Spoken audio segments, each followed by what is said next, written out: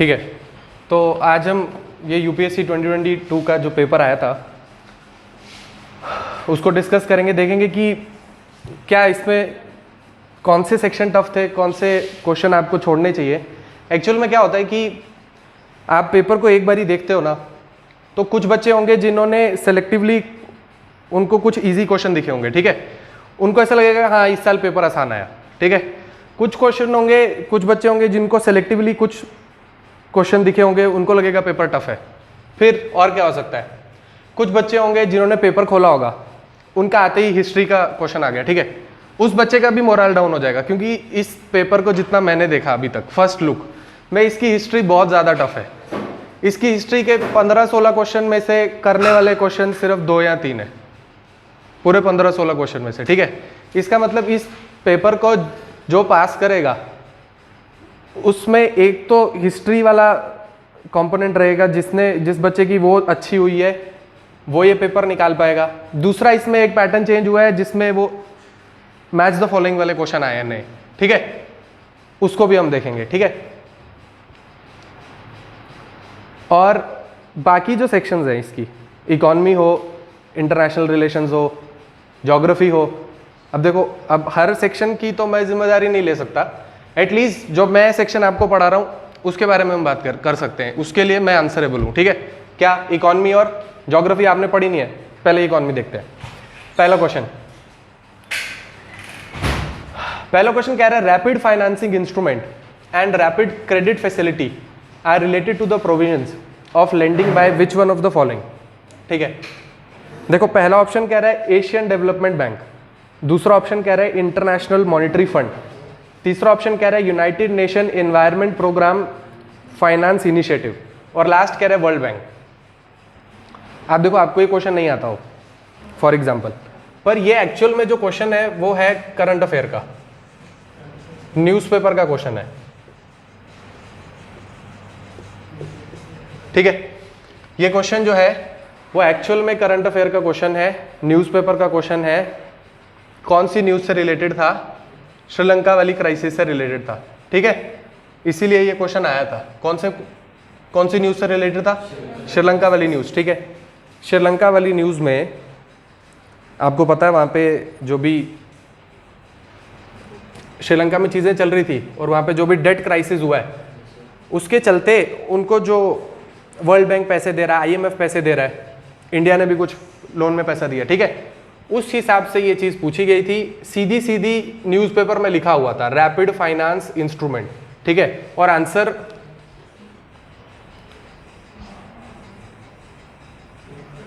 इसका था international Monetary fund, ठीक है, IMF, ठीक है। तुक्का, अगर आपको नहीं भी आता हो तो भाई एशियन डेवलपमेंट बैंक अगर आपने थोड़ा बहुत पढ़ा हो, मुझे नहीं लगता आपको कहीं आपने ये वर्ड सुना हो कि क्रेडिट फैसिलिटी दे रहा है इंटरनेशनल डेवलपमेंट बैंक। नहीं, ADB आपको पता है एक तो उसका दायरा कहाँ पर है, ठीक है, पर एक्चुअल में वो काम क्या करता है। ये International United Nation Environment Programme, ये UNEP, ये भी इसका ऑप्शन बनता नहीं है, ठीक है।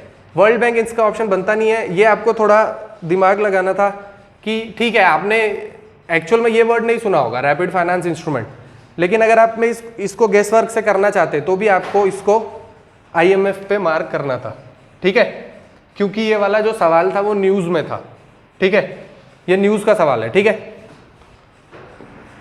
फिर देखो दूसरा क्वेश्चन, क्या चीज़?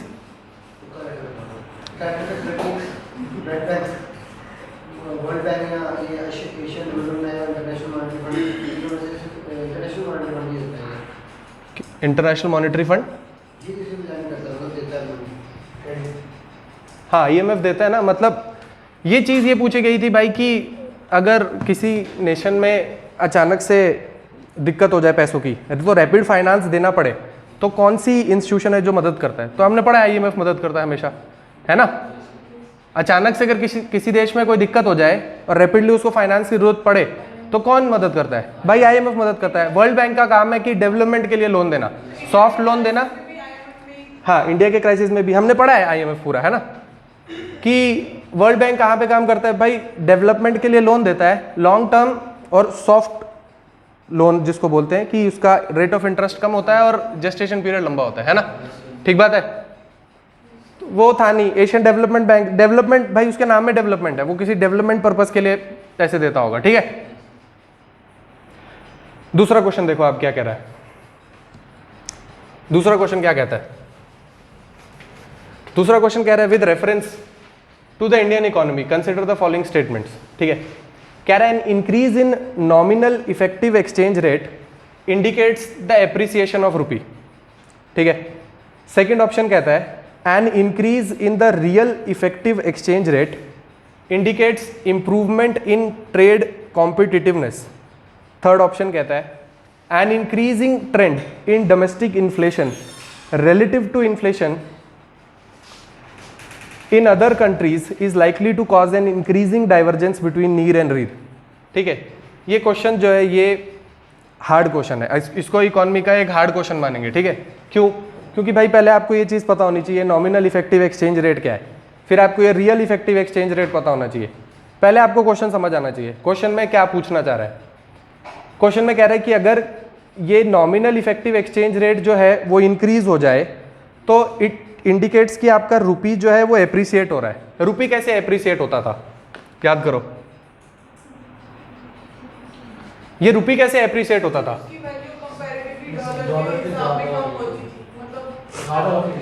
ज्यादा होती थी या कम होती थी? मतलब हम बोले कि $1 अगर $1 पहले 70 रुपए का था, ठीक है, अब $1 जो है वो 40 रुपए हो गया, तो हम बोलेंगे कि रुपी एप्रिशिएट हुआ, बोलेंगे, हम बोलेंगे रुपी एप्रिशिएट हुआ, ठीक है। अब ये नॉमिनल इफेक्टिव एक्सचेंज रेट का क्या मतलब है और रियल इफेक्टिव एक्सचेंज रेट का मतलब क्या है? मानो आपको ये सवाल नहीं आता, ठीक है, आपने नहीं पढ़ा, ये आपने नाम ही नहीं सुना है, ठीक है, आपके दिमाग में सिर्फ इतनी चीज आनी चाहिए, क्या कि भाई नॉमिनल कुछ ऐसी चीज होगी जो इन्फ्लेशन एडजस्टेड नहीं होगी, रियल कोई ऐसी चीज होती होगी जो इन्फ्लेशन एडजस्टेड है। ये इकोनॉमी में होता है, इकोनॉमी का मतलब है, इकोनॉमी में कहीं पर भी नॉमिनल लिखा हो इसका मतलब इन्फ्लेशन से एडजस्टेड नहीं है, रियल लिखा हो मतलब इन्फ्लेशन से एडजस्टेड है। अब ये कहना चाह रहा है an increase in nominal effective exchange rate indicates appreciation of rupee. Nominal effective exchange rate का मतलब क्या है? मानो कि $1 इक्वल टू 70 रुपये, फिर एक यूरो इज इक्वल्स टू 100 रुपये, और उस हिसाब से आप हर करेंसी के साथ एक बैलेंस निकाल रहे हो कि ये कितने रुपए के बराबर होता है और $1 कितने यूरो के बराबर है, 1 यूरो कितने रुपये के बराबर है। उस एक्सचेंज रेट को आप बोलोगे एक नॉमिनल एक्सचेंज रेट, ठीक है। अब कह रहे हैं कि अगर वो इंक्रीज होता है तो आपका जो रुपी है वो एप्रिसिएट होगा, ठीक है। वो क्या कहना चाह रहा है?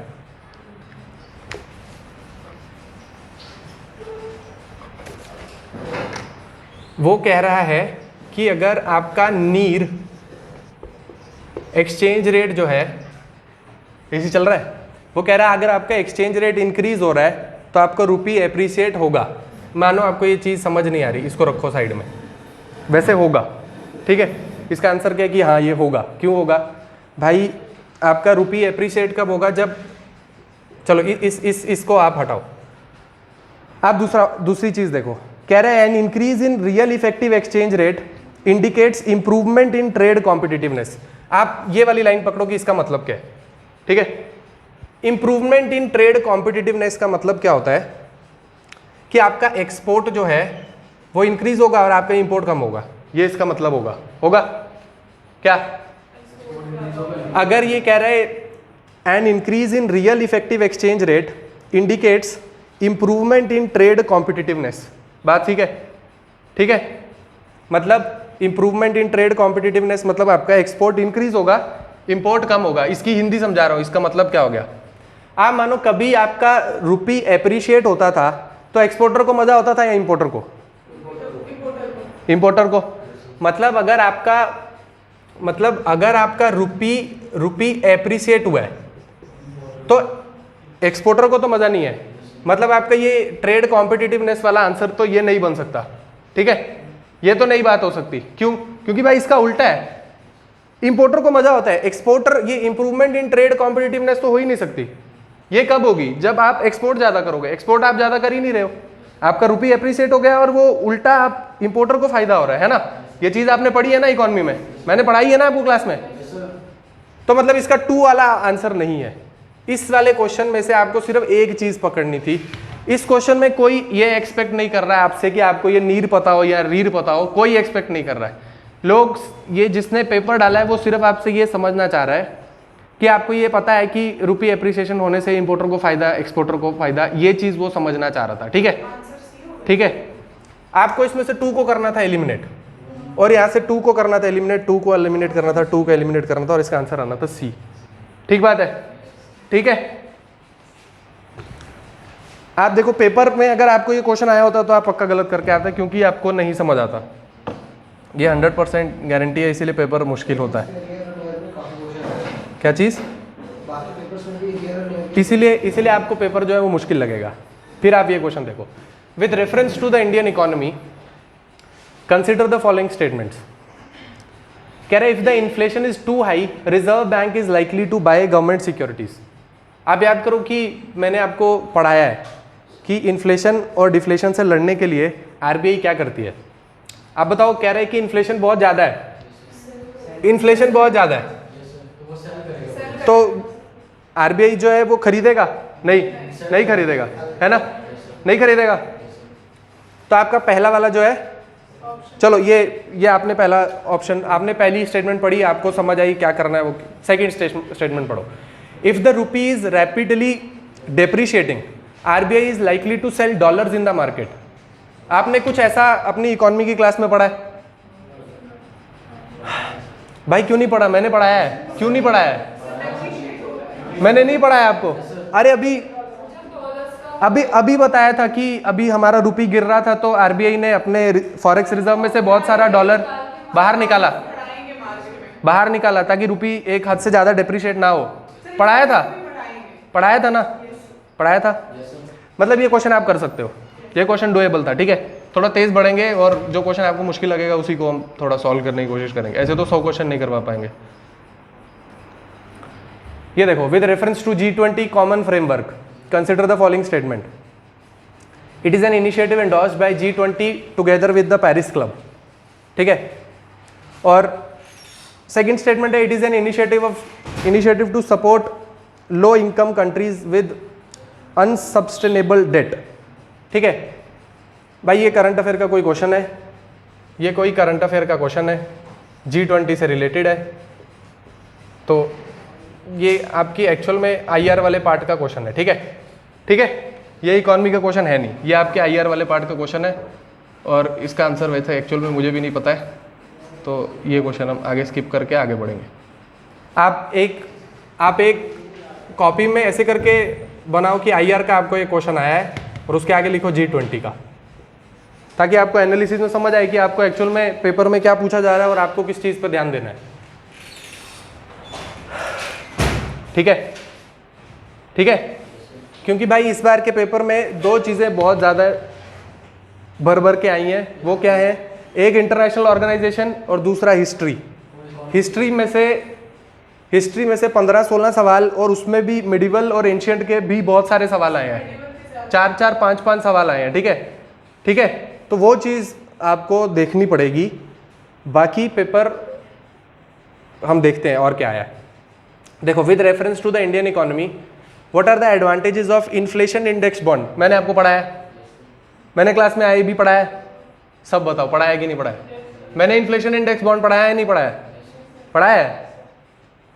देखो पहला क्वेश्चन क्या कह रहा है, पहला उसका statement, government can reduce the coupon rates on it's borrowing by the way of IIB। मानो आपको समझ नहीं आया, रखो इसको। दूसरी चीज पढ़ो, IIBs provide protection to the investors from uncertainty regarding inflation. बिल्कुल करेक्ट है कि नहीं है? इन्फ्लेशन इंडेक्स बॉन्ड का क्या मतलब था? मैंने आपको पढ़ाया था कि भाई बॉन्ड में एक सर्टेन परसेंटेज ऑफ आपको रिटर्न मिलता है। मानो एक बॉन्ड में लिखा है कि 8 साल का इसका पीरियड है, और उस बॉन्ड में लिखा है कि आप मुझे 100 रुपये दो और उस पर मैं आपको 8% का इंटरेस्ट रेट दूंगा, ऐसा बॉन्ड पे लिखा है। ठीक है, मानो कि उस टाइम इन्फ्लेशन चल रहा था 4%, ठीक है, और आपको रेट ऑफ इंटरेस्ट मिल रहा है 8%, तो आपको कुछ फायदा दिखेगा उस बॉन्ड में इन्वेस्ट करने का, है ना।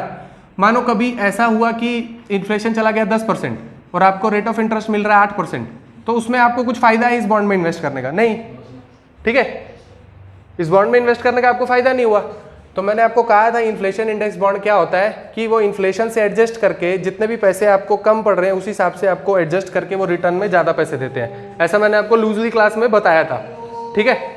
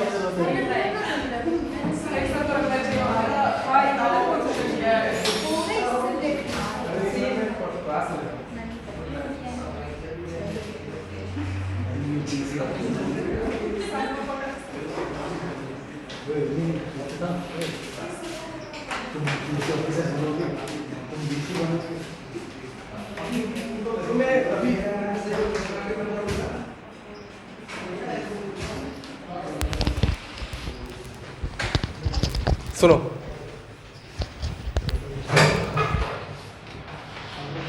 ये चीज आपको समझ आई? ये चीज आपको समझ आई? मतलब ये वाला स्टेटमेंट जो है आपका करेक्ट है। सेकंड वाला स्टेटमेंट कहाँ कहाँ आ रहा है? यहाँ आ रहा है, यहाँ आ रहा है, यहाँ आ रहा है। ठीक है, ठीक है, देखो लिखा है the interest received as well as the capital gains on inflation index bonds are not taxable. भाई ऐसा हो सकता है? इम्पॉसिबल चीज है, क्यों नहीं लगेगा टैक्स? आप खुद से सोचो भाई, इस पे टैक्स क्यों नहीं लगेगा? ठीक है, ऐसी क्यों रियायत किसी को दी जाएगी कि यहाँ से जो आपको कैपिटल गेन हो रहा है उस पर टैक्स ना लगे? ठीक है, आपने कभी कुछ ऐसी चीज पढ़ी हो तो आपके दिमाग में आना चाहिए कि हाँ भाई उसमें ये पर्टिकुलरली ये एक पॉइंट था कि वो टैक्सेबल नहीं है। ठीक है, आपने ऐसा कुछ नहीं पढ़ा है। जो चीज़ आपने नहीं पढ़ी है उसको आप मान के चलो कि नहीं पढ़ी है तो गलत है। ठीक बात है? ठीक है, देखो अगर किसी चीज़ में आप कंफ्यूज हो जाओ कि ये ऐसा होगा या नहीं होगा, मानो मैं वहाँ बैठा हूँ आपकी जगह और आपको लगे कि यार ये ऐसा ही होगा, है ना, आपको दिमाग में बस ये सोचना है कि भाई जो चीज़ मैंने पढ़ी है बस मुझे उतना आता है, मुझे उतनी नॉलेज से पेपर सॉल्व करना है। ठीक है, जितनी चीज़ मैंने पढ़ी है मेरे को उतनी नॉलेज से पेपर सॉल्व करना है। अगर ये इतनी ही इंपॉर्टेंट स्टेटमेंट होती तो मैंने पढ़ी होती। ठीक है, सर ये जो ऑप्शंस में होते हैं ना सर, ये तो समझ आ जाए, बट सर ये जो ऊपर क्वेश्चन होता है ना इससे रिलेट करके कंफ्यूज। भाई आप देखो कि वो यूपीएससी का पेपर है और यूपीएससी का मोटो ये होता है कि खौफ नहीं तो इज्जत भी नहीं। ठीक है, अगर आपको पेपर से खौफ नहीं लगेगा तो यूपीएससी की भी इज्जत नहीं करोगे, आप नहीं करोगे ना। इस पेपर से आपको इतनी इज्जत क्यों है कि यूपीएससी और फिर आईएएस बनना है और ये करना है? ठीक है, क्योंकि उसका पेपर ही इतना हार्ड है और उसका पेपर वो एक्चुअल में हार्ड नहीं है। वो बनाने वाले की साइकी ऐसी है कि उसको पता है कि आप कहाँ गलती करोगे, उसको पता है। उसको ये पता है कि मैं नॉर्मल सा कॉन्सेप्ट उठाऊंगा, उसमें इज एंड दा करके उसको उल्टा पुल्टा करूंगा और एग्जाम सिचुएशन में आप गलत करोगे। ठीक है, ठीक है, आपको यूपीएससी के पेपर बनाने वाले बंदे की साइकी को पकड़ना है, जो कि आप नहीं पकड़ पाओगे, बहुत मुश्किल चीज़ है। वो आप कब कर पाओगे? जब आप बहुत सारे पेपर सॉल्व करोगे, आपको समझ आने लगेगा एक पैटर्न कि ऐसा हो रहा है। ठीक है, पर वो करने में आपको टाइम लगेगा अभी। तो इसलिए जो मैं बता रहा हूँ आप उसको सच मानो और उसको वैसे सॉल्व करने की कोशिश करो। क्या कि भाई अगर कोई क्वेश्चन में कोई ऐसी स्टेटमेंट आई है जो कि इसमें नॉट या ऐसा कुछ भी लिखा है, ठीक है भाई, अगर इतनी ज़्यादा इंपॉर्टेंट ये चीज़ होती तो मैंने पढ़ी होती। ठीक है, अगर मैंने नहीं पढ़ी है इसका मतलब ये गलत मैं मान के चलूँगा। ठीक है, तो आप देखो ये वाली जो स्टेटमेंट है ये एकदम ही गलत है। आप तीसरे को गलत करो, ये तीसरा गलत, ये तीसरा गलत, ये तीसरा गलत, ये और ये इसका करेक्ट आंसर। ठीक है, मानो मैंने आपको कोई कॉन्सेप्ट पढ़ाया हो, मानो मैंने आपको इन्फ्लेशन पढ़ाया, मैंने आपको मॉनेटरी पॉलिसी पढ़ाई, इतनी सारी चीज़ें पढ़ाई, ठीक है। अगर मैंने उसमें आपको वही पर्टिकुलर चीज़ें क्यों पढ़ाई और एक आध चीज़ क्यों नहीं पढ़ाई, क्योंकि मुझे पता है कि वही पर्टिकुलर चीज़ें इंपॉर्टेंट है और वहीं से एग्जामिनर सवाल पूछता है, ठीक है। तो आप दिमाग में फिट करके चलो कि भाई अगर ये चीज़ हमने नहीं पढ़ी है तो भाई ये होती नहीं है, ठीक है, तभी आप पेपर कर पाओगे, नहीं तो आपके लिए पेपर करना मुश्किल है और मुश्किल ही होता रहेगा आगे चल के। देखो, with reference to foreign owned e commerce firms operating in India, current affair का क्वेश्चन, ठीक है। करंट अफेयर का तीसरा नंबर का क्वेश्चन है, लिखो करंट अफेयर, 3 क्वेश्चन आ गए अभी तक, ठीक है। करंट अफेयर के तीसरा क्वेश्चन है, ठीक है। With reference to foreign owned e commerce firms operating in India, which one of the following statement is are correct? They can sell their own goods in addition to offering their platforms as marketplace, पहला statement. दूसरा, the degree to which they can own big sellers on their platform is limited। आप देखो ये question current affair में है, एकदम current affair का question है, ये क्वेश्चन आप नहीं कर सकते अगर आपने करंट अफेयर नहीं पढ़ा है। इसमें कुछ आपको पढ़ाने वाला नहीं है कि कोई सर आके क्लास में आपको बताएंगे ई कॉमर्स में ऐसा हुआ, नहीं भाई, करंट अफेयर का क्वेश्चन है और इसमें पहला स्टेटमेंट एकदम गलत है, ठीक है। यहां लिखा है they can sell their own goods in addition to offering their platform as market place, ये करंट अफेयर में आया था कि वो ऐसा नहीं कर सकते। क्यों? क्योंकि करंट अफेयर में चल रहा था क्या, जैसे अमेजॉन है, देखो पहले ई कॉमर्स की जो साइट्स हैं ये न्यूज़ में चल रही हैं पिछले 2 साल से, 2 ईयर्स, पिछले 2 साल से न्यूज़ में चल रही हैं। क्यों चल रही हैं? आपने देखा होगा ये अमेजॉन वाले बोलते हैं कि ये पर्टिकुलर मोबाइल फ़ोन हमारे यहाँ पे मिलेगा और सिर्फ हमारे यहाँ पे मिलता है ना। बात समझ आ रही है? जैसे OnePlus की सेल लगती है तो आप बोलोगे सिर्फ अमेजॉन पे मिलेगा, ये फ्लिपकार्ट पे नहीं मिलता है, ठीक है। वैसे ही फ्लिपकार्ट वालों ने किसी सैमसंग वाले के साथ टाई अप किया है कि सैमसंग का नया मोबाइल आएगा तो सिर्फ फ्लिपकार्ट की साइट पर मिलेगा, अमेजॉन पे नहीं मिलेगा, ठीक बात है, ठीक है। उस हिसाब से जो है फेयर कॉम्पिटिशन नहीं है, ठीक है। फिर क्या हो गया, फिर आप देखो जैसे अलग अलग टाइप के प्रोडक्ट हैं, अलग अलग टाइप के प्रोडक्ट फ्लिपकार्ट पे बिकते हैं। आजकल क्या हो गया है, फ्लिपकार्ट ने खुद के ही अपने प्रोडक्ट निकाल लिए, उस पर फ्लिपकार्ट लिखा होता है, देखा आपने, फ्लिपकार्ट बेसिक्स या अमेजॉन बेसिक्स, वो अमेजॉन के खुद ही के प्रोडक्ट हैं। लेकिन एक्चुअल में अमेजॉन क्या है, वो तो भाई एक ई मार्केट प्लेस है, ठीक है ना। अमेजॉन क्या है, ई मार्केट प्लेस है। उसका काम क्या है भाई, मैं आपको एक प्लेटफॉर्म दे रहा हूँ, वहाँ पे जिस चीज़ को बेचना है वहाँ पे आप अपना प्रोडक्ट लिस्ट करो और जिस चीज़ को खरीदना है वो यहाँ से खरीदो। यहाँ से कुछ मैं फ़ी आपसे कुछ चार्ज करूँगा, किस बात की, क्योंकि मैंने आपको एक प्लेटफॉर्म दिया है जहाँ पर आप ये चीज़ें बेच सकते हो, ठीक है। और जो कंज्यूमर है, आप खरीद रहे हो तो आपको डिलीवर करने के वो सब मैं आपसे चार्ज लूँगा और उसी हिसाब से बीच में अमेजॉन चलता है। बात समझ आई? तो करंट अफेयर का क्वेश्चन है, आपको करंट अफेयर से पढ़ना था। अगर कोई बोले कि यूपीएससी में करंट अफेयर नहीं आ रहा है, करंट अफेयर नहीं आ रहा है, तो आप देख सकते हो कि करंट अफेयर आया है, ठीक है। करंट अफेयर आया है, ठीक है। देखो ये क्वेश्चन कह रहे हैं विच one of the following activities constitute real sector in the economy. मानो आपने नहीं पढ़ा, क्या भाई ये रियल सेक्टर क्या चीज है, आप ऑप्शन समझो। ऑप्शन में कहता है farmers harvesting their crop, second कह रहा है textile mills converting raw cotton into fabric, तीसरा कह रहा है a commercial bank lending money to a trading company, fourth a corporate body issuing rupee denominated bonds overseas. अब अगर आपको बिल्कुल भी समझ नहीं आ रहा है पर अगर आपने थोड़ी बहुत पढ़ाई की है तो आप इसमें एक चीज पकड़ सकते हो, क्या भाई ये दोनों ऑप्शन दिखने में एक जैसे लग रहे हैं, ये दोनों ऑप्शन दिखने में एक जैसे लग रहे हैं, लग रहा है, लग रहा है, लग रहा है कि नहीं लग रहा है, क्या लग रहा है। और फिर इसमें क्या लिखा है भाई, रियल सेक्टर। रियल सेक्टर का मतलब होता है कॉमोडिटी वाला सेक्टर, जैसे जैसे जैसे स्टॉक मार्केट और बॉन्ड मार्केट है ना। स्टॉक मार्केट में आप क्या बाई और सेल करते हो, शेयर्स। बॉन्ड मार्केट में आप क्या बाई और सेल करते हो, बॉन्ड। वैसे ही एक मार्केट होता है जिसको बोलते हैं कॉमोडिटी मार्केट, ठीक है।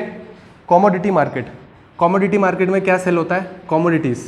कॉमोडिटीज़ क्या हुई, वीट, शुगर, राइस, ये सारी जो रियल गुड्स होते हैं, है ना, ठीक बात है।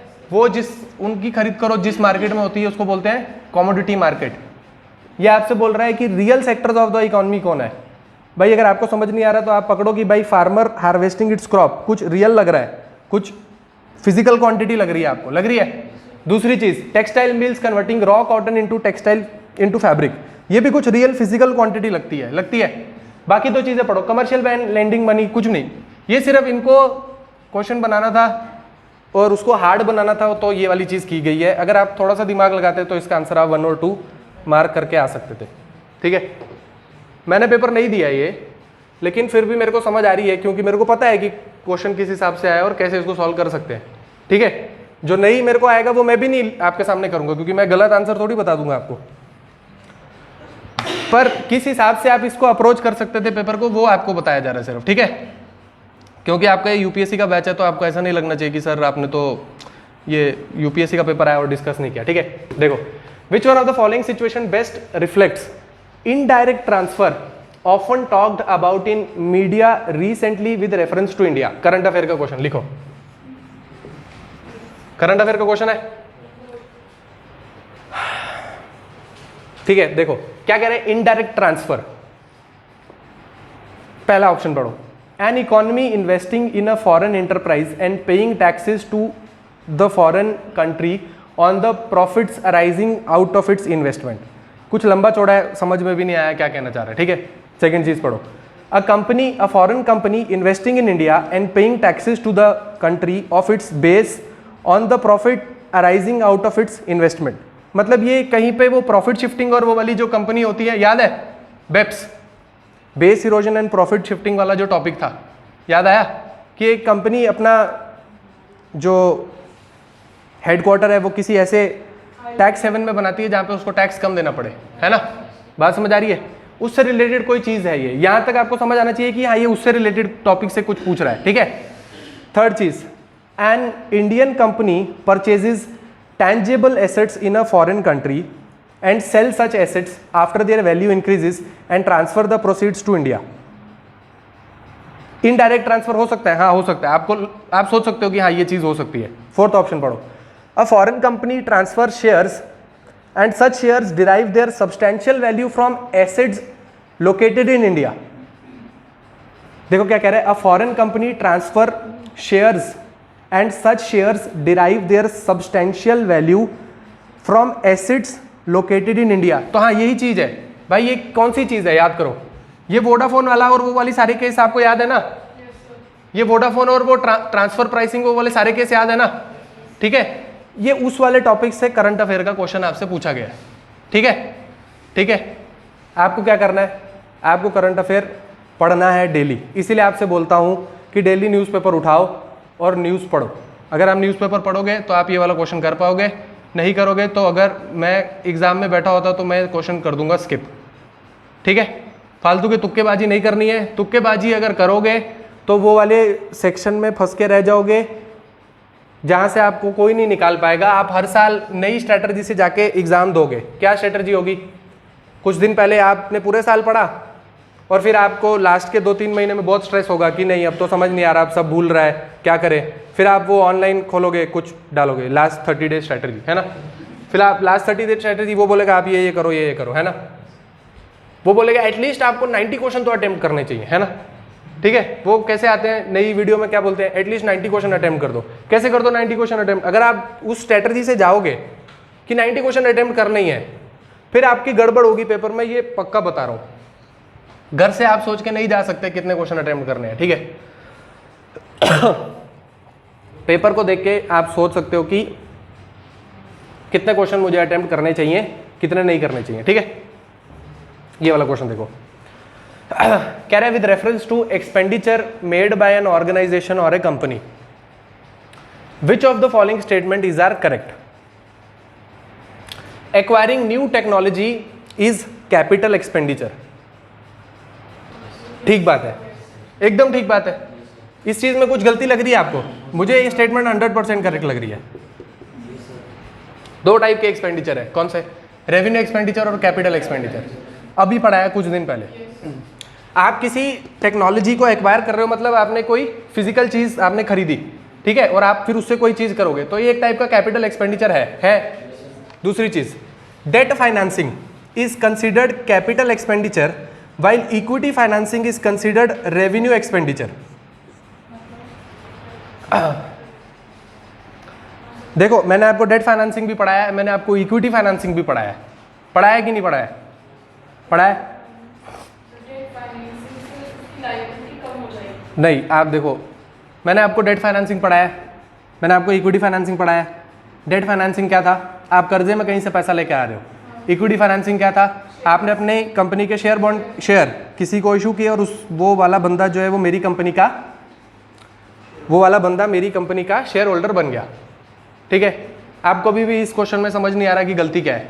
सर वो उल्टा किया है इन्होंने, वो है रेवेन्यू नहीं और ये है equity। नहीं, ऐसा कुछ नहीं है। सर डेट फाइनेंसिंग के लिए एक पर्टिकुलर टाइम होता है ना कि इतने टाइम के बाद आपको रिटर्न मिलेगा विद इंटरेस्ट। सर इक्विटी में तो मतलब आप देखो भाई, डेट फाइनेंसिंग हो या फिर इक्विटी फाइनेंसिंग हो, ये एक्सपेंडिचर नहीं है, ये तो रिसिप्ट है एक टाइप का भाई। ये तो आप पैसा ले रहे हो, बात समझ आ रही है? ये तो आप पैसा ले रहे हो भाई, एक्सपेंडिचर कहाँ से हो गया? ये एक्सपेंडिचर नहीं है। ये वाला तो ऑप्शन एकदम ही गलत है, देख के समझ आना चाहिए आपको ये ऑप्शन गलत है। इसका ऑप्शन क्या है? ए करेक्ट है एकदम। इतना आसान क्वेश्चन अगर आपको यूपीएससी दे रही है तो फिर अगर आप ये गलत करके आओगे तो बस फिर आप घर जाओ और ये आईएएस बनने का सपना जो है आपका वो भूल जाओ उसको, अगर आप इतना आसान क्वेश्चन गलत करके आओगे। ठीक है, ठीक बात है? इतना आसान क्वेश्चन नहीं गलत कर सकते भाई आप। कर लिया? ये 1 से 10 तक इस बार ही नया पैटर्न आया क्या? इस बार नए पैटर्न में क्या हो रहा है? इस बार ही सेट में क्वेश्चन आ रहे हैं, है ना? 1 से 10 तक इकोनॉमी के क्वेश्चन थे एक साथ। ऐसे क्या होता था?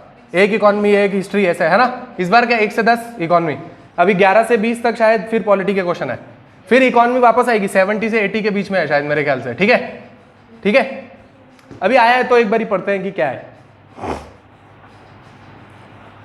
आपकी पॉलिटी की क्लास स्टार्ट हुई है? 2 क्लासेस हुई हैं। ठीक है, 2 क्लासेस हुई हैं तो आप समझो कि पेपर में क्या पूछना चाह रहा है। मैं आपको आंसर बताऊं नहीं बताऊं, आप क्वेश्चन समझो कि क्वेश्चन क्या पूछ रहा है। ठीक है, ठीक बात है? आप इतना लेट क्यों आए? 10 क्वेश्चन कर लिए हमने, उठे ही लेट हो गए। देखो इधर कह रहे कंसिडर द फॉलोइंग स्टेटमेंट, कह रहे the pursuant to the report of H.N. Sanyal committee the contempt of court act 1971 was passed. भाई ये क्वेश्चन लिखो, करंट अफेयर का क्वेश्चन है। आपको लगता है कि यूपीएससी कहाँ से सवाल पूछ रही है? भाई एकदम ऑलमोस्ट 50% सवाल करंट अफेयर के हैं।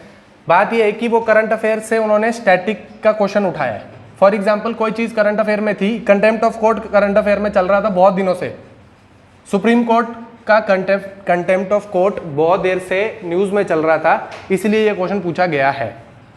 ठीक है, पहला स्टेटमेंट मानो आपको नहीं पता कि ये स्टेटमेंट करेक्ट है या नहीं, आप इसको रखो साइड पे। दूसरा स्टेटमेंट पढ़ो, the constitution of India empowers the supreme court and high court to punish for the contempt of themselves. भाई सुनने में तो कुछ ठीक लग रही है बात, ऐसी कोई चीज पड़ी हुई है कि हाँ हाई कोर्ट और सुप्रीम कोर्ट कंटेम्प्ट, खुद के कंटेम्प्ट के लिए कर सकते हैं पनिश। ठीक है, सुनने में ठीक लग रही है, सही है या गलत अभी देखेंगे। लास्ट थर्ड ऑप्शन पढ़ो, the constitution of India defines civil contempt and criminal contempt. भाई अगर आपने थोड़ा बहुत भी पढ़ा होगा, मैं तो ये ऑप्शन जाते ही गलत कर दूंगा। क्यों भाई? कॉन्स्टिट्यूशन में कहीं नहीं लिखा, मैं अगर कॉन्स्टिट्यूशन में लिखा होता तो मेरे को पता होता। ठीक है, किस भावना से आपने पेपर देने बैठना है। भाई अगर कोई चीज आपको पूछी जा रही है और अगर वो इतनी इंपॉर्टेंट है तो आपने पढ़ी होनी चाहिए थी। बात समझ आ रही है? वहां पे ये मत सोच के जाना कि भाई यहाँ लिखा है कॉन्स्टिट्यूशन ऑफ इंडिया डिफाइंस, तो भाई मैंने ही नहीं पढ़ा होगा, मेरी तैयारी में कोई दिक्कत है। अगर आप ऐसे करके पेपर देने जाओगे तो आपका पेपर नहीं निकलेगा। आपको अगर मैं ये अभी पेपर करने के लिए दूं तो आप 100 में से 10 क्वेश्चन भी ठीक नहीं कर सकते हो इसके। आप ये वाले क्वेश्चन भी गलत कर रहे थे इकोनॉमी के, जो बहुत आसान क्वेश्चन थे। ठीक है, वो क्यों होगा? क्योंकि आप ये मानोगे कि ये चीज़ हमने नहीं पढ़ी है।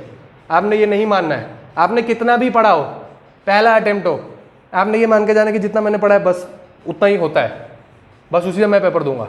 ठीक है, ठीक बात है? फिर क्या होता है? आपने एक अटेम्प्ट दिया, नहीं हुआ, फिर सेकंड अटेम्प्ट में आप ज़्यादा पढ़ के जाओगे, है ना? फिर आप और बड़ी गलती करोगे। क्या? फिर सिंपल क्वेश्चन जो होगा ना उसमें आप बोलोगे यार इतना सिंपल कैसे हो सकता है, पक्का इसमें कुछ तो गड़बड़ होगी, इतना आसान नहीं पूछ सकते। समझ रहे हो? समझ रहे हो? आप बोलोगे इतना आसान यूपीएससी कैसे पूछ सकती है, फिर आप उसमें ऊट पटांग चीजें ढूंढोगे और आप फिर गलत करके आ जाओगे उसको। वो भी होगा, होगा, ये मैं बता रहा हूं, ऐसा होगा। पहले से अगर आपको पता है ऐसा हो सकता है तो ऐसा मत करो। ये वाला क्वेश्चन ऑप्शन मुझे गलत लग रहा है तो ये चीज मैं हटा दूंगा, ये चीज मैं हटा दूंगा। In India parliament is vested with the powers to make laws on contempt of court. अब अगर आप दिमाग लगाओ, आप देखो ये वाला स्टेटमेंट और ये वाला स्टेटमेंट मिलता जुलता है। क्या कह रहा है? कह रहे कि इस केस में ये कंटेम्प्ट ऑफ कोर्ट एक्ट निकला था, ये कह रहा है ये स्टेटमेंट में। और फोर्थ स्टेटमेंट में कह रहे कि parliament is vested to make laws on contempt of court. मतलब अगर आप ये चीज पकड़ोगे तो ये वाली चीज करेक्ट होनी चाहिए। क्यों? क्योंकि भाई अगर पार्लियामेंट लॉ बना सकता है तो पक्का फिर कोई लॉ तो बनाया होगा ना उसने कंटेम्प्ट ऑफ कोर्ट का। बात समझ आ रही है? बात समझ आ रही है? बात समझ आ रही है? मतलब अगर ये स्टेटमेंट करेक्ट है तो ये स्टेटमेंट भी करेक्ट होगी, तो मतलब 1 2 4 इसका आंसर होगा। बात समझ आई? ठीक बात है। ऐसे आपको पेपर सॉल्व करना है। मैंने इसका आंसर नहीं देखा पर मैं 100% श्योर हूं इसका आंसर यही होगा, पक्का, हो ही नहीं सकता कुछ और। कैसे आपको समझ आएगा? ये आप ओवर द ईयर्स आपको समझ आएगा कि यूपीएससी आपको कहां फंसा रही है। आप ये मत सोचो कि यूपीएससी इतनी चिंदी चोरी करेगी कि यहाँ पे आपको ये ईयर गलत दे दिया होगा, सर 1971 नहीं, क्या पता वो 1980 हो, तो हम देखेंगे ये वाला गलत होगा। नहीं करेगी। उसको फंसाना है अगर आपको, तो उसको ये सब ये ईयर वियर चेंज करने की जरूरत नहीं है, वो सिंपल स्टेटमेंट में भी आपको फंसा देती है। बात समझ रहे हो? क्या कहना चाह रहा हूं मैं सब अभी करेंगे सब। आप देखो उसको आपको फंसाना होगा तो वो फंसा लेगी आपको कहीं पर भी। वो ये आप ये मत समझो कि फिर वो ये ईयर गलत दिया होगा, ये वो ईयर आप मान के चलो ये सही है। ठीक है? ठीक बात है। अभी मैं आपको कितना भी पढ़ा दूं, अगले साल जब आपके सामने पेपर आएगा तो आप गलती करोगे आप। पेपर में यही होता है, पेपर का एग्जाम प्रेशर इसी चीज को बोलते हैं। इसीलिए यूपीएससी का प्रीलिम्स निकालना ही अपने आप में बहुत बड़ी बात है। क्यों? क्योंकि भाई जो बंदे आईपीएस लगे हुए होते हैं, जो छुट्टी आकर आईएएस के लिए बनने के लिए वापस से प्रीलिम्स देते हैं, उनका भी प्रीलिम्स नहीं निकलता है। पता है ना आपको? रवि कुमार सिहाग जिसका अभी 18th रैंक आया है, कितना रैंक आया है ना, हिंदी मीडियम का टॉपर, उसका पिछले साल का प्रीलिम्स नहीं निकला था, जबकि वो लगा हुआ था आईआरएस, लगा हुआ था ना आईआरएस, उसका नेक्स्ट ईयर का प्रीलिम्स नहीं निकला था और फिर इस साल का वो आईएएस बन गया। इसलिए प्रीलिम्स खुद में निकालना बहुत बड़ी बात है। और प्रीलिम्स आपका निकलेगा जब आप एक प्रीलिम्स वाले दिमाग से जाके पेपर देने बैठोगे। अगर आप सोचोगे कि हम यूपीएससी के प्रीलिम के लिए भी पढ़ लेते हैं, हम साथ में जेकेएसएसबी का एग्जाम भी दे लेंगे, फिर आपके वो दिमाग के सोचने का एक तरीका है। ठीक है? दिमाग के सोचने का एक तरीका है। अगर आप उसको अलग अलग टाइप ऑफ एग्जाम में क्लैश करवाओगे, फिर आप ये वाली जो चीज़ बोलते हैं ना, एलिमिनेट कैसे करना है, ऑप्शन को कैसे देखना है, वो आप नहीं कर पाओगे। आपका दिमाग उसके लिए ट्रेंड नहीं होता है। ठीक है? इसीलिए बहुत सारे यूपीएससी जिन्होंने निकाला होता है वो उनका केएस भी नहीं निकलता है। क्यों भाई? केएस में पूछने का तरीका अलग है, वो फैक्चुअल चीजें पूछते हैं। ठीक बात है ना? केएस में फैक्चुअल चीजें पूछते हैं। देखो ये वाला मुश्किल सवाल है, ये वाला मुश्किल सवाल है, बहुत ज्यादा मुश्किल सवाल है। इसको आप लिखो, ये पॉलिटी का वन ऑफ द बेस्ट सवाल इस साल के पेपर का। क्या कह रहा है? With reference to India consider the following statement, government law officers and legal firms are recognized as advocates, but corporate lawyers and patent attorneys are excluded from the recognition as advocates। इसमें से आधी चीजें तो मुझे ही नहीं पता है। ठीक है? मुझे ये नहीं पता है कि ये कॉर्पोरेट लॉयर कौन सा होता है, वो पेटेंट अटॉर्नी कौन सा है, मेरी इंफॉर्मेशन से बाहर है। ठीक है? आप देखो second question, bar council have the power to lay down the rules relating to legal education and recognition of law colleges. भाई बार काउंसिल ऑफ इंडिया के बारे में आपने क्या पढ़ा हुआ है? कुछ पढ़ा है आपने बार काउंसिल ऑफ इंडिया के बारे में? कुछ पढ़ा है? लाइसेंस देता है वो आपको प्रैक्टिस करने के लिए। ठीक है? मेरे हिसाब से मैं होता तो ये क्वेश्चन करता स्किप। मैंने अभी तक कितने क्वेश्चन स्किप किए? एक ही और एक और क्वेश्चन स्किप किया था। ठीक है? 2 क्वेश्चन, क्योंकि मेरे पास इसकी की नहीं है तो मैं उसी हिसाब से आपको, मैं आंसर नहीं बता रहा हूँ आपको क्या है, हम सिर्फ क्वेश्चन देख रहे हैं किस हिसाब के क्वेश्चन आए हैं। ये वाला क्वेश्चन देखो,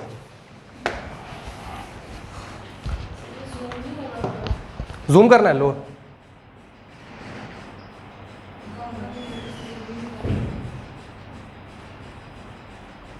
अब ठीक है, अब मेरे यहाँ से कट गया ना, इतना ठीक है, ठीक है। कह रहे कंसिडर द फॉलोइंग स्टेटमेंट, कह रहे consider the following statement. First चीज कह रहा है अ बिल अमेंडिंग द कॉन्स्टिट्यूशन, कल इसका माउस भी लेकर आना यार, आज तो सारे क्वेश्चन होंगे भी नहीं। किसका लैपटॉप है ये? कह रहा है अ bill amending the constitution requires a prior recommendation of the president of India. नहीं, गलत, गलत है, एकदम गलत है, एकदम गलत है। वन जिसमें पूरा ही काट दो। When a constitution amendment bill is presented to the President of India, it is obligatory for the President of India to give his or assent. Correct? Correct है। ये गलत लग रहा है आपको किसी एंगल से कि अगर constitutional amendment bill is presented to President of India, it is obligatory for the President of India to give his or assent. Correct भाई, एकदम करेक्ट। मानो कि ये गलत चीज है, मानो ये गलत है, मानो आपको नहीं पता ये आंसर, मानो ये चीज आपको नहीं पता, इसको रखो साइड पे, इसको रखो साइड पे। थर्ड चीज पढ़ो, a constitutional amendment bill must be passed by both the houses of Lok Sabha and Rajya Sabha by a special majority and there is no provision for the joint sitting. Correct, correct, ठीक बात है। तो आप देखो स्टेटमेंट भाई, सेकंड करेक्ट है, third correct है, second correct, third correct, बन गई बात, बन गई बात। है इसमें कुछ खराब? भाई आपकी लक्ष्मीकांत में लिखा है कॉन्स्टिट्यूशनल अमेंडमेंट बिल अगर है तो प्रेसिडेंट को उसको असेंट देना है, देना ही है, ठीक बात है, ठीक है। कुछ मुश्किल है? आसान question, easy question of polity.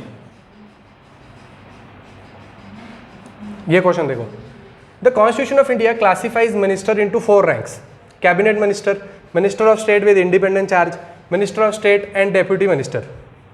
पहला स्टेटमेंट। दूसरा statement, the total number of ministers in the union government including the prime minister shall not exceed 15% of the total number of members in the Lok Sabha. Correct, एकदम correct. हर दूसरे तीसरे साल same question पूछते हैं, ठीक बात है क्या? अगर आपने पॉलिटी नहीं पढ़ी है तो आप ये मत समझो ये कहीं पहाड़ कहीं दूर से क्वेश्चन आया है। लक्ष्मीकांत का क्वेश्चन है, बेसिक सवाल है पॉलिटी का, ये तो मैं केस में भी एक्सपेक्ट कर सकता हूं, इतना इजी सवाल है। दूसरी चीज, सेकंड स्टेटमेंट ठीक लग रही है, फर्स्ट स्टेटमेंट गलत। क्यों भाई? कॉन्स्टिट्यूशन ऑफ इंडिया में कहीं नहीं लिखा है ऐसा। क्या लिख रहा है? कह रहा है कॉन्स्टिट्यूशन ऑफ इंडिया क्लासीफाई। नहीं भाई, कॉन्स्टिट्यूशन ऑफ इंडिया नहीं क्लासीफाई कर रहा है, कॉन्स्टिट्यूशन ऑफ इंडिया नहीं क्लासीफाई कर रहा है।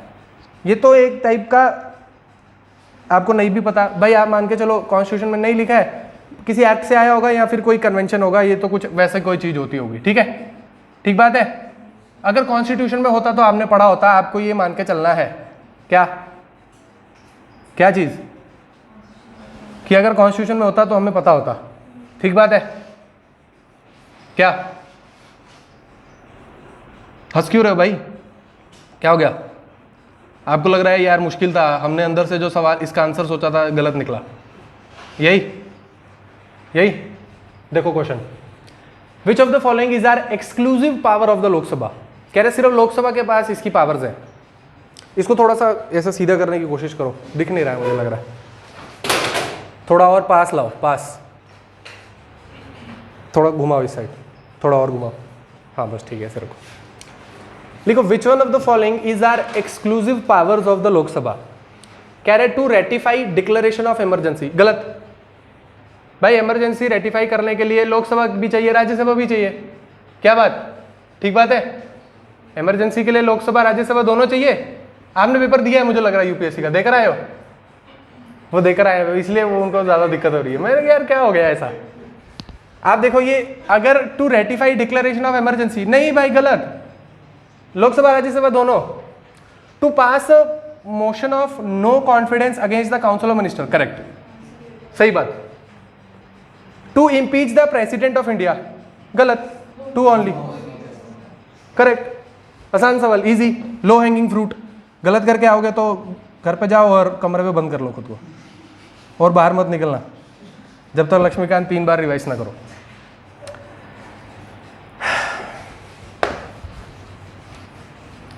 देखो एंटी डिफेक्शन लॉ का क्वेश्चन, आप मान के चलो आपने एंटी डिफेक्शन लॉ अच्छे से पढ़ा है, आपको आता है, भाई कुछ भी पूछ ले, मुझे आता है एंटी डिफेक्शन लॉ। क्या बोल रहा है?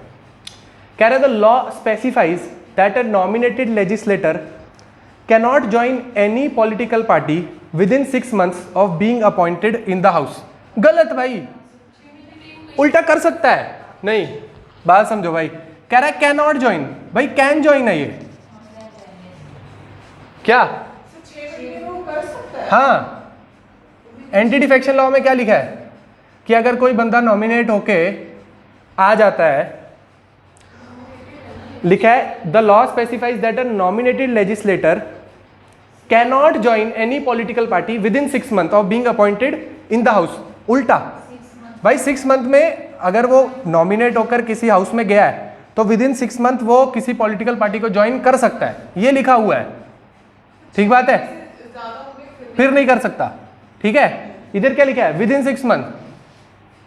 ठीक है, अब क्या होगा देखो, आप पेपर में देने जब बैठोगे अब होगा क्या, मैं बताता हूं क्या होगा।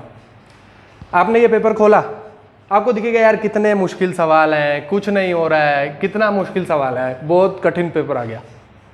आपको दिखेगा एंटी डिफेक्शन लॉ, इजी सवाल आ गया, ये तो मैं ठीक करूंगा, फिर आप हड़बड़ी करोगे, ये भी गलत करके आओगे। ठीक बात है क्या? ऐसे होगा, बता रहा हूं। दूसरा पढ़ो, the law does not provide any time frame within which the presiding officer has to decide a defection case. ठीक बात है, ये ऐसा कुछ नहीं लिखा है लॉ में, टू ओनली। कह रहा है the law does not provide any time frame within which the presiding officer has to decide a defection case.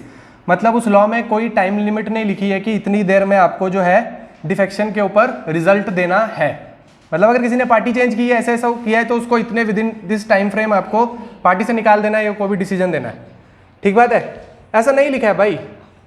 अगर कुछ ऐसी इंपॉर्टेंट चीज होती तो मैंने जैसे आपको आईबीसी में बताया इतनी नंबर ऑफ डेज में आपको ये करना है, तो आपने कहीं पढ़ा होता कि हाँ इसमें ऐसा कुछ होता है। बात समझ आई? ऐसा नहीं होता, ज्यादा दिमाग लगाना ही नहीं है। फिर देखो और आसान क्वेश्चन,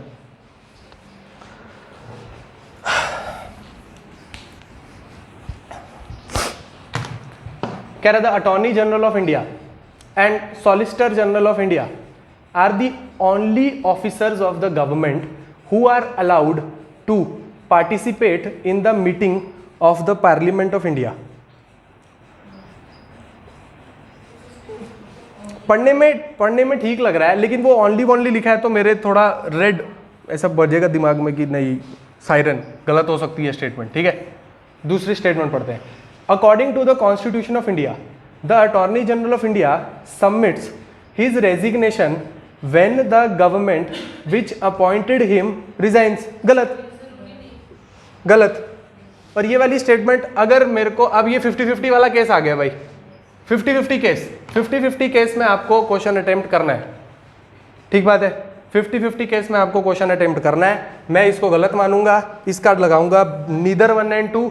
आप इसके घर पे जाके आंसर चेक करना, मुझे कल बताना क्या है कि हम ठीक है कि गलत है। ठीक है, मैं अपने हिसाब से इसका नीदर 1 नीदर 2 लगा कर आऊंगा।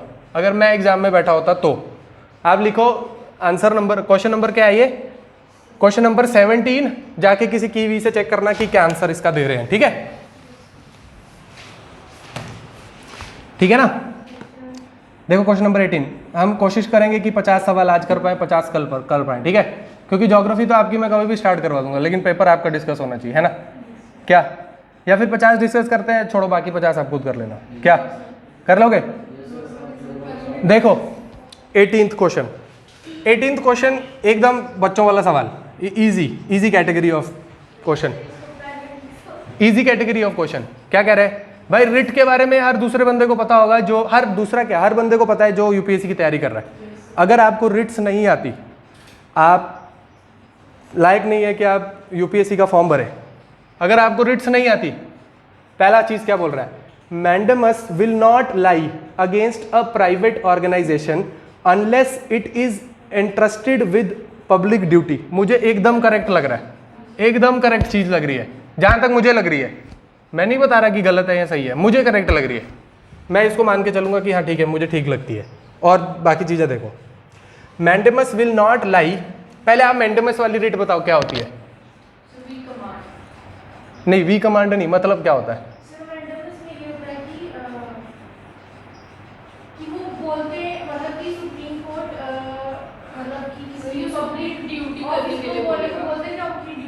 करो, सही से करो, ठीक बात है।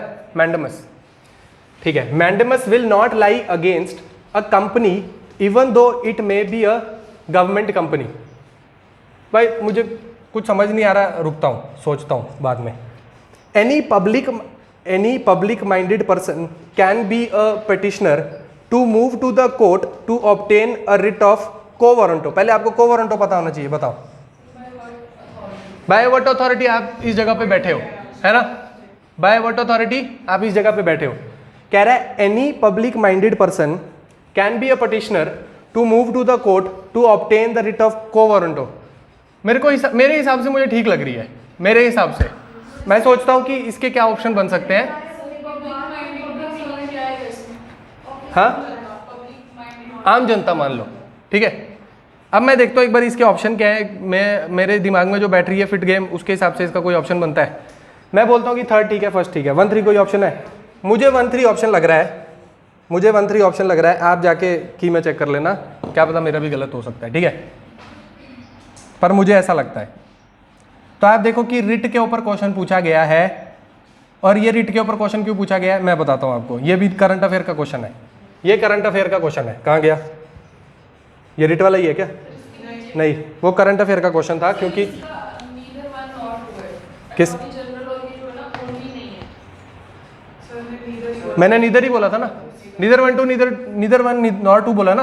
हाँ वही है, मैं बोल रहा हूँ वही होगा, मतलब जहां तक मुझे लगता है। देखो, with reference to Ayushman Bharat digital mission, अभी पढ़ा, कब? जिस दिन बजट पढ़ा उस दिन बताया मैंने, डिजिटल मिशन, है ना? क्या कहता है? Private and public hospital must adopt it. ठीक है, मतलब हो भी सकता है, नहीं भी हो सकता, रुकते हैं। As it aims to achieve universal health coverage every citizen of India should be part of it ultimately. भाई गलत है बिल्कुल, ऐसा मुझे तो कुछ नहीं लग रहा है। मैंने ऐसा कुछ नहीं पढ़ा कि it achieve universal health coverage, कहीं नहीं पढ़ा है मैंने, ठीक है, ठीक बात है। सेकंड ऑप्शन मुझे एकदम गलत लग रहा है, सेकंड ऑप्शन गलत, सेकंड ऑप्शन गलत, सेकंड ऑप्शन गलत, 3 ओनली आंसर, ठीक बात है। चलो ये और ये बचा, तीसरी चीज पढ़ो। It has seamless portability across the country, correct, 1 और 3। अब ठीक, ठीक है ना, ठीक बात है ना। क्या था ये डिजिटल हेल्थ मिशन? क्या था भाई? वो डिजिटल रिकॉर्ड बना देंगे आपकी, उसका, है ना, यही पढ़ा था ना, ठीक बात है ना, है ना। लोगों ने क्या देखा होगा? आयुष्मान भारत स्कीम पढ़ा होगा, बस डिजिटल भूल गए होंगे। क्या समझ रहे हो? पेपर में क्या होगा? आप थक गए होगे, ये क्या है अटॉर्नी जनरल, क्या मेंटेनेंस पूछ रहे हैं, फिर आप जाओगे आयुष्मान भारत, बस आयुष्मान भारत आप मार के आ जाओगे।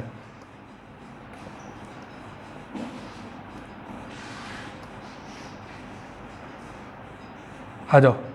With reference to deputy governor of deputy speaker of Lok Sabha, with reference to deputy speaker of Lok Sabha, consider the following statement.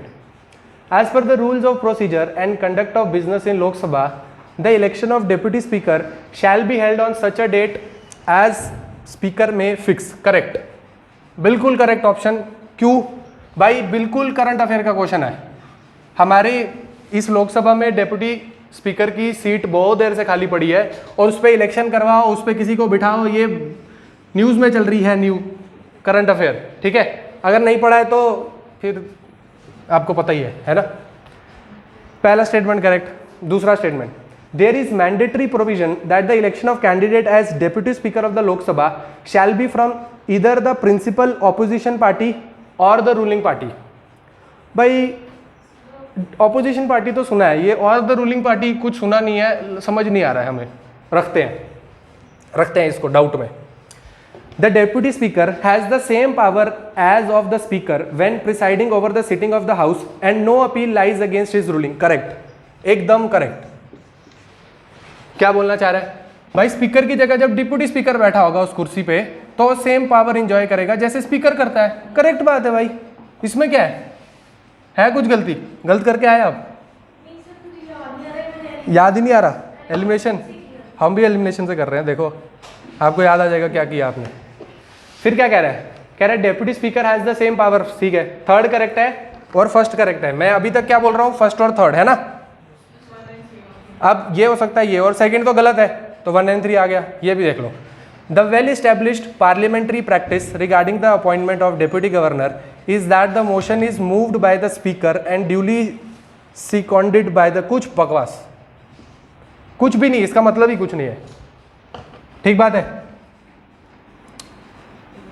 अब उसमें भारी भरकम वर्ड है ना, तो बच्चे सोचेंगे भाई सिकॉन्डेड क्या होता है, भाई यही करेक्ट हो जाएगा।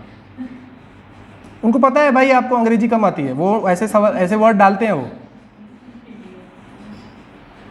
आओ आओ देखें, ये तो इतना बच्चों वाला सवाल है ना भाई, खत्म। ये तो अगर ऐसे सवाल आने लग जाए तो हर फिर लल्लू पंजू का फिर निकल जाएगा यूपीएससी। क्या बोल रहा है?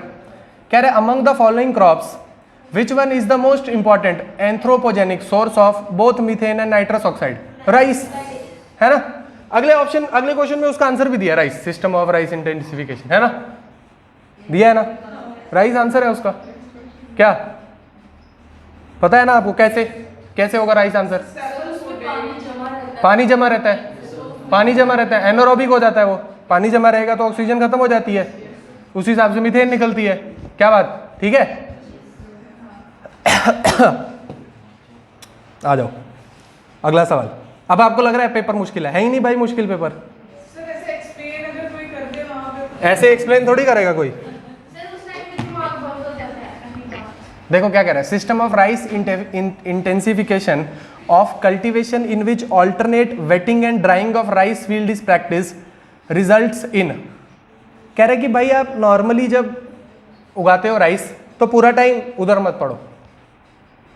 कह रहा है नॉर्मली जब आप राइस उगाते हो पूरा टाइम उसमें पानी डाल के रखते हो, है ना। कह रहा है वो नहीं, ये कोई नई सिस्टम है राइस उगाने का, इसमें ऑल्टरनेट वेट और ड्राई करेंगे ताकि उतना मीथेन प्रोड्यूस ना हो। ठीक बात है। क्या कह रहा है?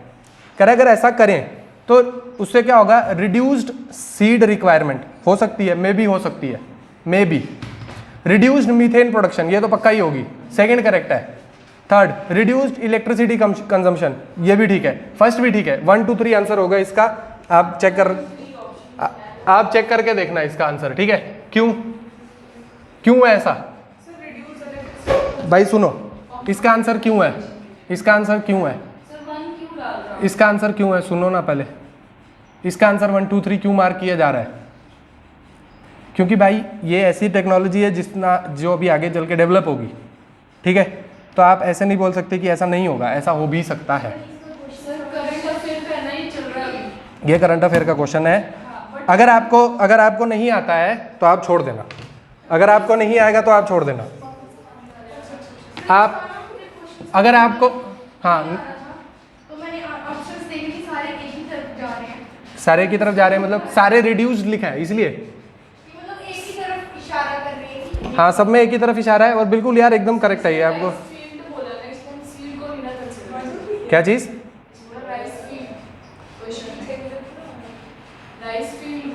हाँ हाँ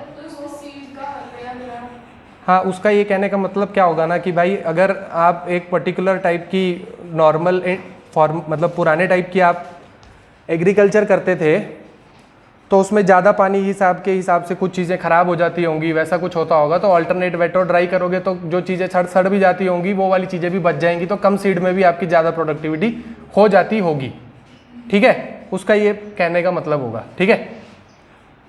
अगला क्वेश्चन देखो, ज्योग्राफी का क्वेश्चन, करंट अफेयर का क्वेश्चन। आप बोलो सर क्लास में करा देना, नहीं होगा, क्लास में कोई नहीं कराएगा आपको ये, ठीक है। आप ये मत बोलना कि सर ये ज्योग्राफी का क्वेश्चन है तो ये क्लास में आपने नहीं करवाया।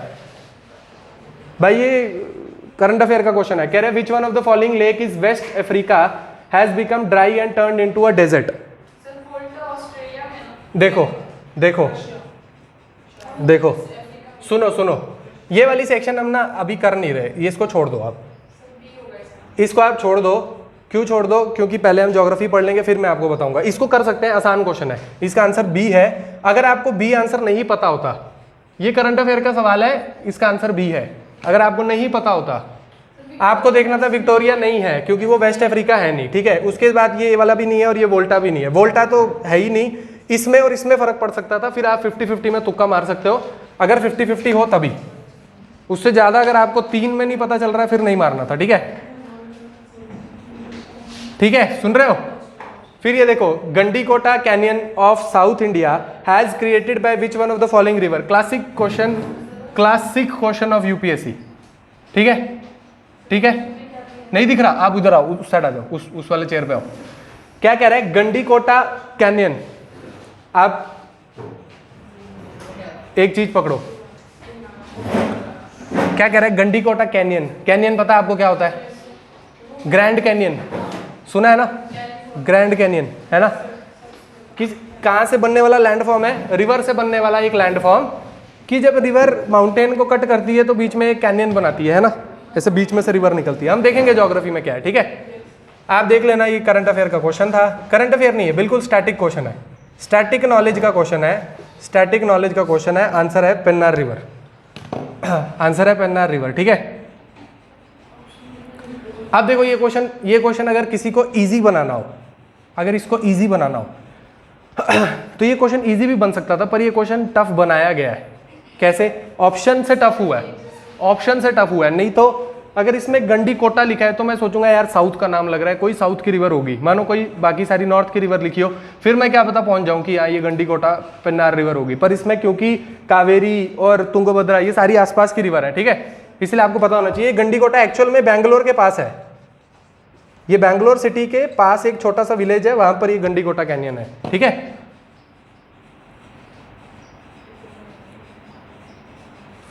ठीक बात है, आ जाओ।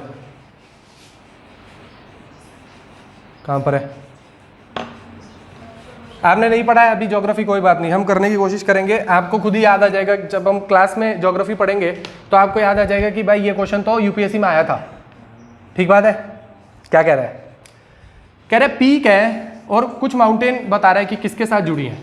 कह रहा है नामचा बारवा, कह रहा है गढ़वाल हिमालयस, ठीक है, ठीक है, हो भी सकता है, नहीं भी हो सकता, हमें नहीं पता। कह रहा है नंदा देवी कुमाऊं हिमालयस, ठीक है, होगा। नौक्रेक कह रहा है सिक्किम हिमालयस। अब जिसको बिल्कुल नहीं पता है उसको एक चीज पता है, क्या? ये नामचा बारवा तो भाई अरुणाचल प्रदेश में है, ठीक है। नामचा बारवा कहाँ है? अरुणाचल प्रदेश में। क्यों? ज्योग्राफी कोई भी आपको पढ़ाए, मुझे छोड़ के कोई भी पढ़ाए, एक चीज आपको बताएगा कि हिमालयाज में 2 सिंटेक्शियल बेंड है, एक यहाँ है और एक यहाँ है। यहाँ वाला है नामचा बारवा, यहाँ वाला नंगा पर्वत। यहाँ से ब्रह्मपुत्र आती है, ऐसे मुड़ के इधर मुड़ती है, क्योंकि बिकॉज ऑफ दिस सिंटेक्शियल बेंड, ठीक है, बिकॉज ऑफ दिस सिंटेक्शियल बेंड, है ना। तो क्या मतलब नामचा बारवा जो है वो गढ़वाल हिमालयस में नहीं है, मतलब वन गलत है, वन गलत। फिर कह रहे हैं नौक्रेक जो है वो सिक्किम हिमालयस में है। अगर आपने थोड़ा सा इन्वायरमेंट पढ़ा होगा तो आपको पता होगा ये नौक्रेक भाई नॉर्थ ईस्ट में है, ठीक है। नौक्रेक जो है वो नॉर्थ ईस्ट में है, ये सिक्किम हिमालयस में तो नहीं है। मतलब ये वाली स्टेटमेंट भी गलत है, तो थर्ड भी गलत है, ये भी गलत है, ये भी गलत है। तो इसका एक ही आंसर है कि नंदा देवी जो है वो कुमाऊं हिमालयस में है। बस बात खत्म। इजी आंसर, इजी सवाल, ठीक है। इजी क्वेश्चन बोलूंगा मैं इसको। देखो द टर्म लेवांत, बिल्कुल आसान सवाल, इसको तो क्या ही डिस्कस करूं। इसका आंसर देखो आप कौन सा है? Region along eastern Mediterranean shore, region along North African shore stretching Egypt to Morocco, region along Persian Gulf and Horn of Africa, गलत। The entire coastal region of Mediterranean Sea, गलत। Region along eastern Mediterranean शोर, ये वाला answer है इसका, ठीक है। Levant reason कौन सा है? लेवांत रीजन भाई जहां वो, हाँ, जहां वो इजराइल इजिप्ट वो लड़ते रहते हैं ना, है ना, वो वहां पर देखो दिख रहा है। मैं दिखाता हूँ आपको कौन सा रीजन है लेवांत।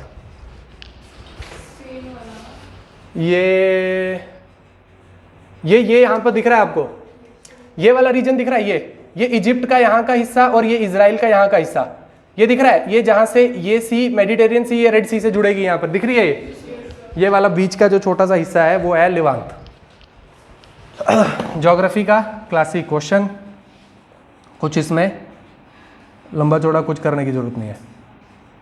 फिर ये क्वेश्चन कि भाई कंसिडर द फॉलोइंग स्टेटमेंट, कौन किसके साथ बॉर्डर जुड़ता है। भाई इसमें क्या आपको करवाया जाए। आप देखो ये अफगानिस्तान तो इतना भर भर के न्यूज़ में था, अफगानिस्तान इतना भर भर के न्यूज़ में था, ठीक है। ये क्वेश्चन सर सी में उसमें वन नहीं है। हाँ ठीक है, अजरबैजान नहीं है ना उसमें, इसलिए अगर ये चीज़ भी अगर आप गलत करो, आप बोलो यूपीएससी कहाँ से सवाल बना रही, भाई अफगानिस्तान साल भर से न्यूज़ में है। कम से कम बॉर्डर कहाँ टच होता है ये आपको पता होना चाहिए, है ना, ठीक है। विद रेफरेंस टू इंडिया, ये ज्योग्राफी की सेक्शन चल रही, देखो कितनी आसान है। कह रहा है with reference to India consider the following statement. Monazite is a source of rare earth. Monazite क्या होती है, एक सैंड होती है, उसके अंदर से निकलता है थोरियम। मानो आपको सिर्फ इतनी सी चीज पता है कि मोनाजाइट एक सैंड है, उसमें से निकलता है थोरियम, बस दो चीजें आपको पता है, उन्हीं दो चीजों से ये सवाल करेंगे, इतनी ही नॉलेज से। कह रहा है monazite is a source of rare earth, नहीं पता, हो भी सकता है। सेकंड चीज, monazite contain thorium, second correct. Monazite occurs naturally in entire Indian coastal sand in India, गलत। भाई इतनी बड़ी इंटायर में तो हो ही नहीं सकता ना, ये तो एकदम फ्रॉड आंसर बनाया है इन्होंने, ठीक है। नहीं सिर्फ मालाबार कोस्ट में नहीं है, केरला में भी है, आंध्र प्रदेश में भी है, ठीक है। केरला में भी है, आंध्र प्रदेश में भी है, लेकिन आंध्र प्रदेश में केरला के मुकाबले थोड़ी कम है। लेकिन इंटायर इंडियन कोस्ट मतलब हो गया गुजरात से लेके उधर वेस्ट बंगाल तक, है ना। इतना तो हो नहीं सकता, इतना तो हो नहीं सकता, मतलब ये गलत है, ठीक है। मतलब ये गलत है, मतलब थर्ड गलत, थर्ड गलत, थर्ड गलत, थर्ड गलत, 1 to 4 आंसर। क्या इसके लिए कुछ आपको एक्स्ट्रा नॉलेज चाहिए थी, सिर्फ आपको क्या पता होना चाहिए था, मोनाजाइट थोरियम, बस आंसर। कौन आपसे पूछ रहा है कि आपको ये पता हो कि ये रेयर अर्थ है, कौन बोल रहा है कि आपको पता हो इससे आगे क्या हो रहा है, कोई नहीं पूछ रहा।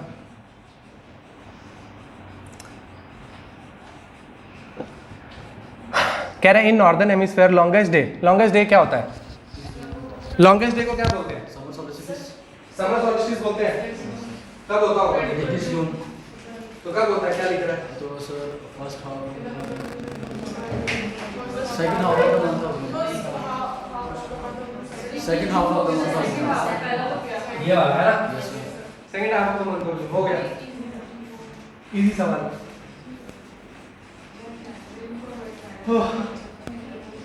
ठीक है, अब ये इन्वायरमेंट का सवाल, इन्वायरमेंट का सवाल। अभी तक तो मुझे पेपर आसान लग रहा है, अभी तक इसमें कोई ऐसा क्वेश्चन मुझे नहीं लगा जो करने लायक है।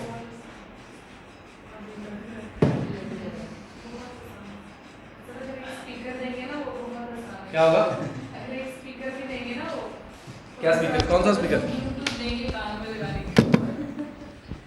एक एक्सप्लेन करेंगे। आप देखो कह रहे हैं वेटलैंड और उनकी लोकेशन, कहते हैं वेटलैंड और उनकी लोकेशन, हो कह रहा वेटलैंड भाई आपके घर पे ही है, J&K है ना, हो कह रहा वेटलैंड कहाँ है, J&K। बोल रहा है कौन से पेयर करेक्ट, अब ये नई चीज आई है ना, इसमें आपको सब पता होना चाहिए, इसमें तुक्केबाजी नहीं चलेगी, ठीक है। देखो रेणुका वेटलैंड जो है वो हिमाचल प्रदेश में है भाई, रेणुका वेटलैंड हिमाचल प्रदेश में है, मतलब एक पेयर तो करेक्ट है। अब ऑल 4 तो कट गया, ठीक बात है।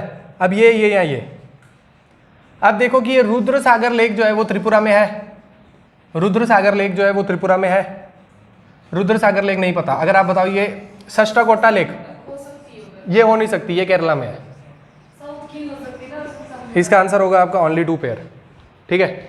हाँ हो सकती है, तो उसी के लिए तो भाई पढ़ाई भी तो करनी है, सिर्फ तो ये तो मैं आपको बता रहा हूँ, आपको नहीं आता होगा तो कैसे सॉल्व करना है, आप पढ़ के भी तो जाओगे ना। ये तो आपको ये बताया जा रहा है कि आपको नहीं आता तो कैसे सॉल्व करना है, पढ़ाई भी तो करके जाओगे, क्या नहीं करोगे, नहीं करके जाओगे क्या पढ़ाई, भाई पढ़ाई करके जाओगे तो सॉल्व हो जाएगा। फिर देखो कितना आसान क्वेश्चन, कितना ज़्यादा। कहता है consider the following, Aarogya Setu, CoWIN app, DigiLocker, Diksha, which one of the following above are built on top of open source digital platform.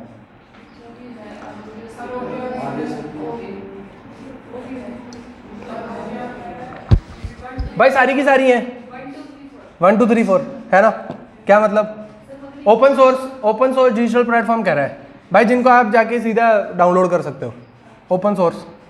ठीक बात है, सारी कर सकते हो। 1 2 3 4 हो गया क्या? वहाँ पे इसमें भी कंफ्यूज हो जाएंगे, पता भी होगा तो भी नहीं कर पाए।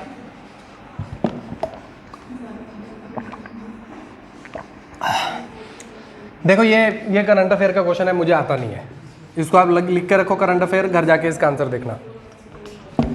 करंट अफेयर का क्वेश्चन है, वेब 3.0 बिल्कुल एकदम न्यूज़ में चल रहा था। ये तो इवन आपके ये वेब 3.0 तो इवन आपके उसमें भी था, किसमें था? वेब 3.0 तो एकदम आपकी वो जो होती हैं क्या करंट अफेयर की मैगजीन, उसमें भी था, मैंने पढ़ा है। ठीक है, देखो कह रहे हैं with reference to software as a service, SaaS, science and tech. ठीक है, कह रहे हैं कंसिडर द फॉलोइंग स्टेटमेंट। कह रहे SaaS buyers can customize the user interface and can change data field. Correct चीज है। देखो मैं बताता हूँ, ये करंट अफेयर से क्वेश्चन पूछा गया है। कहाँ से? कहता है reference to software as service. Software as service का क्या मतलब होगा भाई? एक कोई सॉफ्टवेयर जो आपको सर्विस प्रोवाइड कर रहा है, मानो विकीपीडिया है, एक सॉफ्टवेयर टाइप है, आपको सर्विस प्रोवाइड करता है। आजकल आप खोलो तो आ जाता है पैसे दो, देखा ना? हाँ आ रहा है कि हमें कोई पैसे नहीं देता है, हमको पैसे दो। इसको रखना हो साइड में, है ना? तो विकीपीडिया को आप खोल के एडिट कर सकते हो, विकीपीडिया में नीचे लिखा होता है, एडिट करो खोल के, है ना? कोई भी एडिट कर सकता है। तो कह रहा है SaaS buyers can customize the user interface and can change data fields. हाँ ठीक बात लग रही है। SaaS users can access their data through their mobile devices. कर सकते होंगे भाई, क्यों नहीं कर सकते होंगे? Outlook, Hotmail, Yahoo mail are forms of SaaS। सही बात है, क्या गलत है इसमें? 1 2 3 करेक्ट आंसर, कुछ गलत ही नहीं है। ये देखो करंट अफेयर का question, fractional orbital bombardment system. क्या चीज? करंट अफेयर का क्वेश्चन है, साइंस एंड टेक का है। कोई आपने घटिया से घटिया इंस्टीट्यूट की भी मैगजीन उठाई होती, उसमें भी दिया होता। क्योंकि मैंने ही पढ़ा है, आपने भी पढ़ा ही होगा, कहीं नहीं पढ़ा होगा इसका मतलब आप पढ़ाई नहीं करते, है ना? फ्रैक्शनल ऑर्बिटल बम्बार्डमेंट सिस्टम, मानो आपको नहीं आता, मानो आपने नहीं पढ़ा कि भाई ये क्या भला है फ्रैक्शनल ऑर्बिटल बम्बार्डमेंट सिस्टम, कैसे आप देखोगे, क्या करेंगे? कह रहा है a hypersonic missile is launched into the space to counter the asteroid approaching the earth and explode it in the space. यार मतलब हो भी सकती बात है ना, ऐसा कर सकते हैं। ऐसा आपने पढ़ा होगा कि वो फेक न्यूज़ में आता रहता है ना कि वो एस्ट्रॉइड इंडिया को, वो अर्थ को टकराने वाला, तो नासा यहाँ से कुछ फेंकेगा और उसको हवा में ही उड़ा देंगे, है ना? पढ़ा है ना, आता रहता है न्यूज़ में। हाँ ठीक है। फिर देखो दूसरा कह रहा है a spacecraft lands on another planet after making several orbital motion. ये तो एकदम ही गलत लग रहा है, ये लग ही नहीं रहा कहीं से बम्बार्डमेंट सिस्टम होगा, है ना? बम्बार्डमेंट सिस्टम के साथ ये वाली लाइन मैच ही नहीं कर रही है। ठीक बात है, ये गलत। C a missile is put into stable orbit around the earth and deorbits over a target on earth. हो सकता है, हो सकता है, ये भी हो सकता है।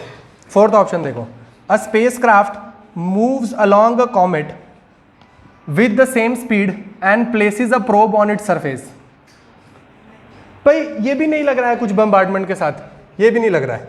अब लग क्या रहा है, ये या फिर ये? अब इसका आंसर क्या है? इसका आंसर है ये, a spacecraft lands on another planet after making several orbital motions.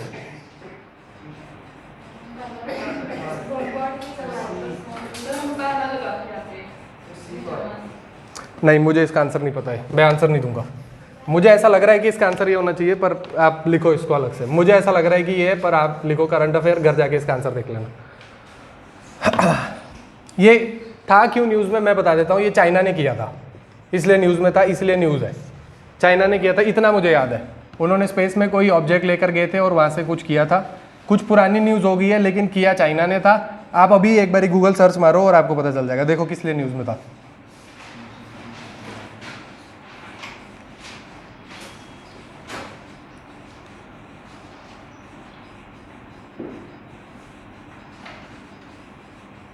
Sir question को देखिए ये लगता है साइंस एंड टेक का स्टैटिक पोर्शन से कुछ पूछते नहीं है। हाँ, साइंस एंड टेक के स्टैटिक पोर्शन में से कुछ नहीं पूछा जाता है। देखो देख लेना यार, एक दो क्वेश्चन तो अब छोड़ने भी है ना। आपने कौन से 100 क्वेश्चन करने हैं उधर, है ना।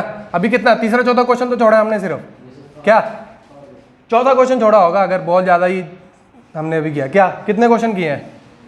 34 क्वेश्चन में से 4 क्वेश्चन छोड़े, कोई बड़ी बात थोड़ी है यार, कोई बड़ी बात नहीं है। सर आपने नहीं छोड़े हैं। देखो, which one of the following is the context in which the term qubit is mentioned. ठीक है, क्या कह रहा है?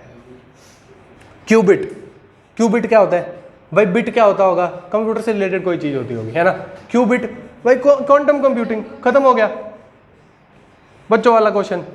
इजी क्वेश्चन है ना, इजी क्वेश्चन है ना, ये तो इजी क्वेश्चन है भाई, इधर मैं कुछ नहीं कर सकता, इजी क्वेश्चन। देखो, consider the following communication technologies. कह रहा है closed circuit television. Close circuit television क्या होता है? CCTV, closed circuit television, CCTV, ठीक बात है।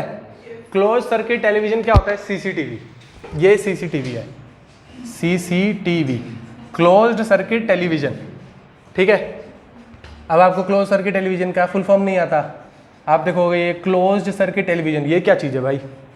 मानो आपको नहीं पता, मानो आपको नहीं पता, देखते हैं फिर कर सकते हैं कि नहीं, देखेंगे कर सकते हैं कि नहीं। मानो आपको ये चीज़ नहीं पता। फिर कह रहा है रेडियो फ्रीक्वेंसी आइडेंटिफिकेशन, ये क्या है? RFI। ये भी अगर आपको नहीं पता मैं बताऊंगा है क्या। कह रहा है वायरलेस लोकल एरिया नेटवर्क, ये लैन हो गया है ना, ये आपको पता है ना, इसमें सब यस सर। फिर देखो, विच of the following is considered short range devices, मतलब छोटी दूरी के लिए यूज होने वाले इसमें से कौन से डिवाइस होंगे? ठीक बात है। देखो, थर्ड आपको पता है कि थर्ड करेक्ट है, थर्ड आपको पता है थर्ड करेक्ट है। सुनो, थर्ड आपको पता है कि थर्ड करेक्ट है, वन गलत है। कैसे भाई? ये भी तो है, इसमें भी तो हो सकता है। किसने बोला वन गलत है? देखो, थर्ड आपको पता है कि करेक्ट है, थर्ड सुनो यार, सुनो पहले सुनो, थर्ड आपको पता है करेक्ट है, थर्ड पे आप श्योर हो। फिर क्या कह रहा है? RFI, ये RFI क्या है भाई? Radio frequency identification. क्यों पूछा गया है? वो क्या होता है आपका, उस पर क्या लगता है गाड़ी पे? Fast tag. ये फास्ट टैग से पूछा गया है आपके। फास्ट टैग, आप गाड़ी एक पर्टिकुलर डिस्टेंस पे लेके जाते हो तो ही वो उधर से पकड़ता है। अगर ये आपका लेन है और यहाँ पे टोल है, तो अगर आपकी गाड़ी यहाँ है तो नहीं पकड़ लेगा वो भाई। आप गाड़ी यहाँ पर लेकर आओगे पास में तो वो पकड़ता है आपके उससे, है ना। इसका मतलब क्या है कि वो शॉर्ट रेंज डिवाइस है कोई। ये रेडियो फ्रीक्वेंसी आइडेंटिफिकेशन जो है वो शॉर्ट रेंज डिवाइस है, दूर से नहीं पकड़ता है। ऐसा नहीं है कि आप वो बर्न वाले टोल पे जा रहे हो तो जम्मू से निकले यहीं से पैसे कट गए, ऐसे नहीं होगा ना भाई। उधर टोल के पास पहुंचोगे फिर वहां से निकलोगे तभी काटेगा ना पैसे, क्या? ठीक बात है। मतलब ये भी शॉर्ट रेंज डिवाइस है, ये भी है, ये भी है भाई। CCTV भी है, क्यों नहीं है? इस कमरे में लगाऊंगा तो इसी कमरे को देख लेगा ना, इसकी थोड़ी कि सर क्या कर रहे हैं उधर वो भी दिख जाए, मुझे नहीं दिखेगा ना। क्या आप बोलोगे सर एक बहुत बड़ा हॉल है तो उधर, तो फिर उस हॉल को मान के चलो ना कि आप, वो भी तो एक छोटी जगह हुई ना एज कंपेयर टू बाकी बड़ी चीज। बात समझ रहे हो, है ना। छोटी चीज मतलब एक CCTV के लिए एक हॉल को देख लेना तो छोटी चीज होगी ना। ऐसे थोड़ी एक CCTV ने भाई पूरा ब्रह्मांड दिखा दिया आपको, नहीं हुआ ना, शॉर्ट रेंज ही हुआ ना। तीनों करेक्ट। ये वाला तुक्का भी नहीं आपको बोल रहा है कि साइंस टेक है तो 1 2 3, नहीं भाई 1 2 3 इसका आंसर बनता है।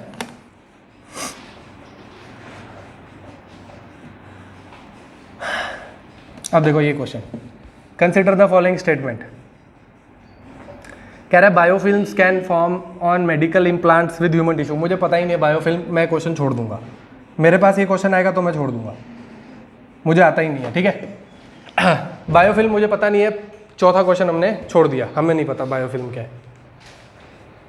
हम कोशिश करेंगे कि भाई कम से कम 90 क्वेश्चन हमें आते हो। कुछ क्वेश्चन होंगे जो किसी को भी नहीं आते होंगे, उस क्वेश्चन को आपको अटेम्प्ट करके कुछ नहीं करना है। हेलो, घर पे चले जाओ यार, वो तो आप लिखा हुआ है ना एड्रेस।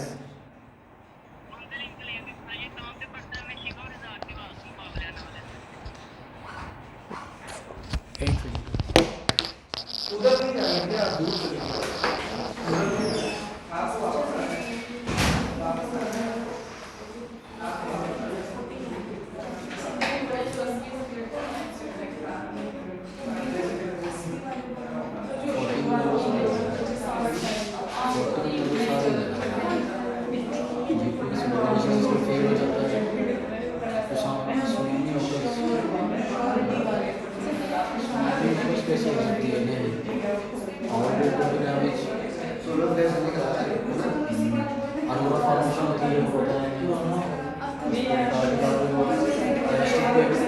फॉरेस्ट फायर और much of the planet.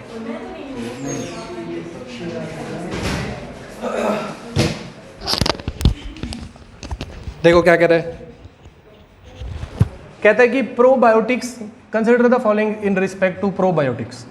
Probiotics are made of both bacteria and east.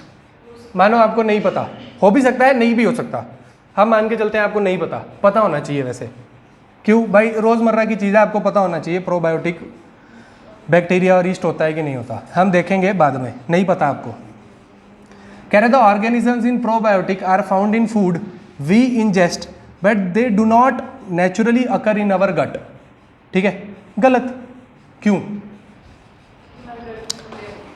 देखो आप देखो ये चीज़ गलत कैसे है, ये क्या कहना जा रहा है।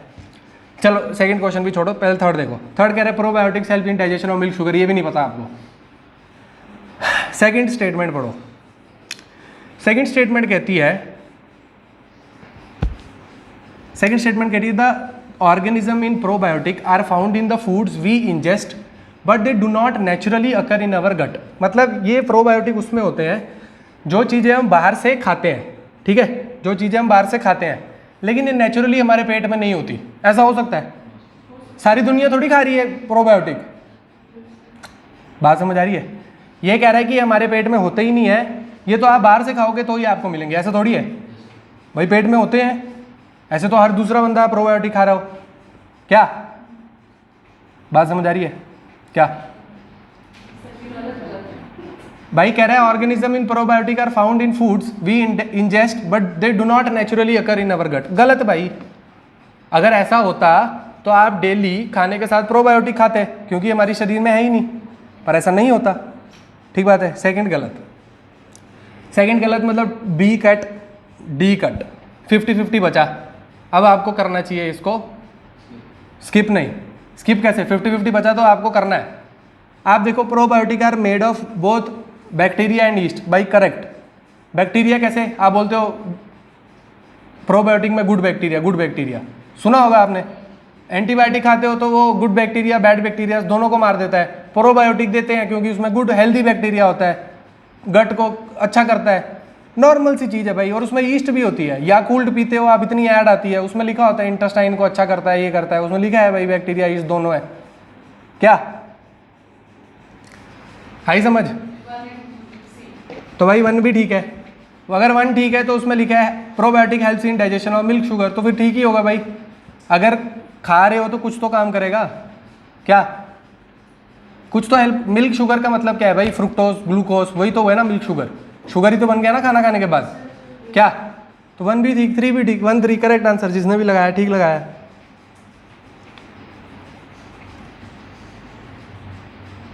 अब तो ठीक है ना, आसान क्वेश्चन था ना ये तो। क्या प्रोबायोटिक आसान नहीं था? देखो देखो क्या कह रहा है।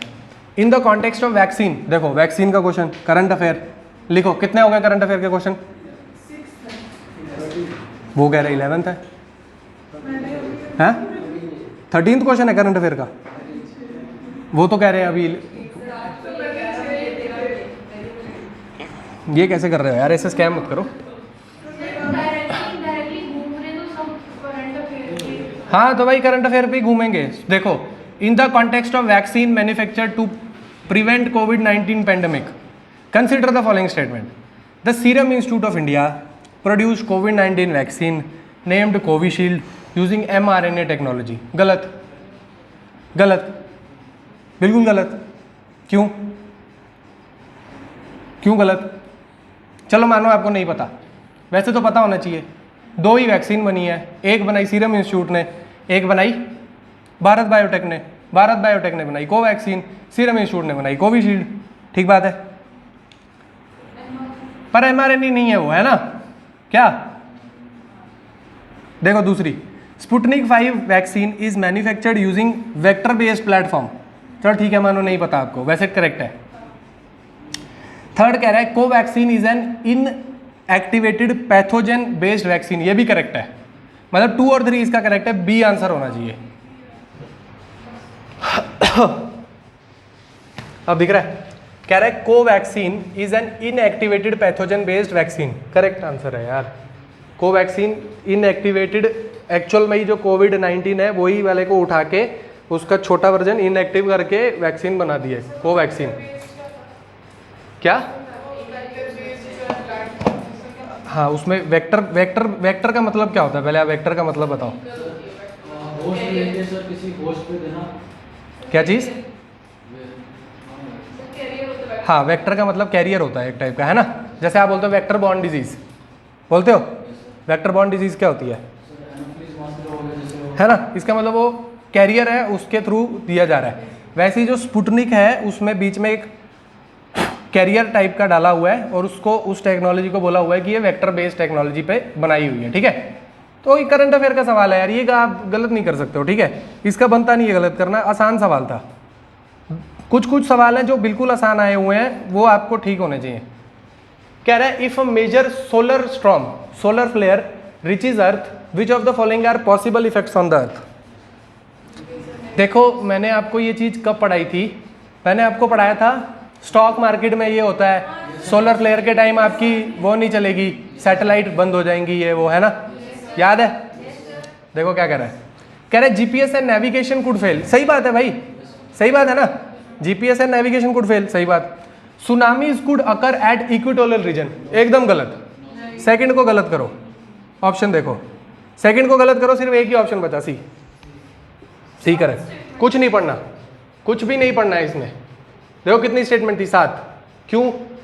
क्योंकि यूपीएससी को पता है कि बड़ा सवाल मतलब आपको आएगा स्ट्रेस, आप लोग स्ट्रेस, उनको आएंगे मजे। तो बड़े सवाल के, जितना बड़ा सवाल, जितने ज़्यादा ऑप्शन, उतना ज़्यादा इजी होगा वो ज्ञान। टुडे का ज्ञान, आज का ज्ञान क्या? जितना बड़ा सवाल, जितने लंबे ऑप्शन, उतना इजी सवाल। ठीक है, क्या निकालना था इसमें? हर बार मतलब ऑलमोस्ट बार यही होगा कि जितना लंबा सवाल होगा, वो लंबा सवाल इसीलिए बनाया जाता है ताकि आपका टाइम वेस्ट हो, आप उससे डर जाओ। ये क्या है भाई, पेपर आपका टेम्परामेंट चेक कर रहा है कि ऐसे कुछ चीज़ें जो आपको नहीं पता है, आपको पूछी जाए तो आप क्या घबरा जाते हो, करोगे नहीं करोगे। वो हर स्टेज पे बस देख रहा है कि आप आईएएस मटेरियल हो कि नहीं हो। ठीक बात है, आप डर जाओगे, इतना बड़ा सवाल पूछ लिया है, मैं कैसे करूँ, आपके हाथ पैर कांपेंगे। बस उनको पता चल गया कि अचानक से अभी हिंदू मुस्लिम के राइट हो रहे हैं, इसको खड़ा किया आईपीएस, और इसको अब देखना है कि क्या होगा, तो ये तो बोलेगा कि मेरे को समझ ही नहीं आ रहा क्या करना है, मैं तो अपने सीनियर को फ़ोन करूँगा, या मुझे तो डर लग रहा है, मैं तो अब कुछ कर ही नहीं सकता। बात समझ आ रही है? ऐसे कैसे बना देंगे आपको आईपीएस या आईएएस? अगर आप इतने छोटे से क्वेश्चन से डर रहे हो एग्जाम में, और आप बोल रहे हो कि मुझे आईपीएस बना दो और फिर कहीं पे मेरे को भेज दो, तो कैसे आप काम करोगे? क्या कर पाओगे? आप अभी सोच रहे हो सर पेपर तो हो जाए, उस टाइम भी हम देख लेंगे। नहीं होता भाई, वो यही देखना चाह रहे हैं कि आपको कोई ऐसी चीज़ आ जाए तो आप कैसे उसको हैंडल करते हो, है ना? क्या पेपर टेम्परामेंट चेक कर रहा है आपका? क्या चीज़? ये कट ऑफ तो होता रहता है, एक्चुअल में आपने पेपर कैसे अटेम्प्ट किया ये तो आपका उस टाइम टेम्परामेंट बता रहा है कि मैं कोहली की तरह एग्रेसिव हूँ कि कैप्टन कूल महेंद्र सिंह धोनी हूँ, है ना? ठीक बात है। देखो क्वेश्चन कह रहा है climate action tracker which monitors the emission reduction pledges of different country is a. Current affair का सवाल है, मानो नहीं पता, देखते हैं क्या हो सकता है। कह रहा है database created by coalition of research organization. अब हो भी सकता है, नहीं भी हो सकता, पता नहीं। क्वेश्चन में कह रहा है क्लाइमेट एक्शन ट्रैकर, मतलब कोई चीज़ ट्रैक कर रहा है वो, है ना? एक टाइप का ट्रैकर है। दूसरा कह रहा है wing of international panel of climate change, मैं मानूंगा नहीं, मुझे अच्छा नहीं लग रहा ये ऑप्शन, मैं इसको निकाल दूंगा। तीसरा कह रहा है committee under United nation framework convention on climate change, नहीं है। अगर ऐसी कोई कमिटी होती तो मुझे पता होती, मैं ये मान के चलूँगा, ये ऐसी कोई कमिटी नहीं है। Agency promoted and financed by, बिल्कुल गलत, तो पहला ऑप्शन इसका करेक्ट होगा। आप इसका आंसर जाके की में चेक करो, मेरे हिसाब से इसका यही हो सकता है, क्योंकि ये ट्रैक कर रहा है कोई चीज़, तो कोई डेटाबेस बना रहा होगा। बात समझ आ रही है? कोई चीज़ ट्रैक कर रहा है ना, कोई चीज़ ट्रैक कर रहा है तो उसका कोई डेटाबेस बना रहा होगा। बात समझ आ रही है क्या?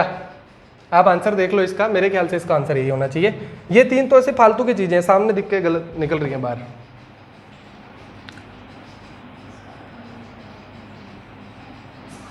क्या हो गया? हो गया टाइम? डर गए क्या? क्या हो गया? नहीं देखना पूरा? देखो, एनवायरनमेंट का सवाल कह रहा है, consider the following statement, the climate group is an international non-profit organization that drives climate action by building large networks and runs them. अभी देखो, अभी तक आपको पेपर आसान लग रहा है ना, मुझे भी ऐसा लग रहा है कि मैंने ऐसे ही सोचा कि मेरे पास एक ही महीना है, मैं पेपर देने क्यों नहीं गया, मेरे को देना चाहिए था, ठीक है। पर आप देखो ये अभी ही पेपर आपको आसान लग रहा है, अभी इसका एक पार्ट आएगा 50 के बाद जब कुछ भी सॉल्व करने लायक नहीं बचेगा। बात समझ रहे हो? ठीक है, ये अभी आसान लग रहा है क्योंकि अभी सवाल आसान है, ठीक है। अभी 20-25 क्वेश्चन ऐसे आएंगे जो हिलेंगे भी नहीं बिल्कुल। 20-25 क्वेश्चन मतलब कि 50-60 नंबर, 50-60 नंबर जो एकदम ही आपको नहीं आ रहे हैं, तो पेपर फिर डुएबल बचा नहीं। पर वो वाले अभी आए नहीं है क्वेश्चन मेरे ख्याल से। इसका चार्जर देना, चार्जर है? अच्छा, पर ये तो लगा नहीं है ना? हाँ तो लगाओ।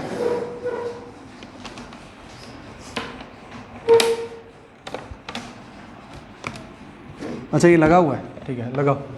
नहीं लगता? नहीं, फिर तो कैसे? फिर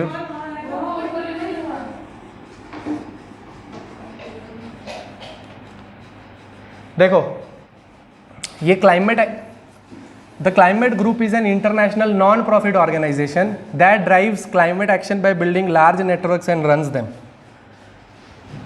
करंट अफेयर का सवाल है, करना होगा तो करना, नहीं करना होगा तो नहीं करना। कर सकते हैं या नहीं कर सकते, देखते हैं। ये क्यों किया जा सकता था सवाल?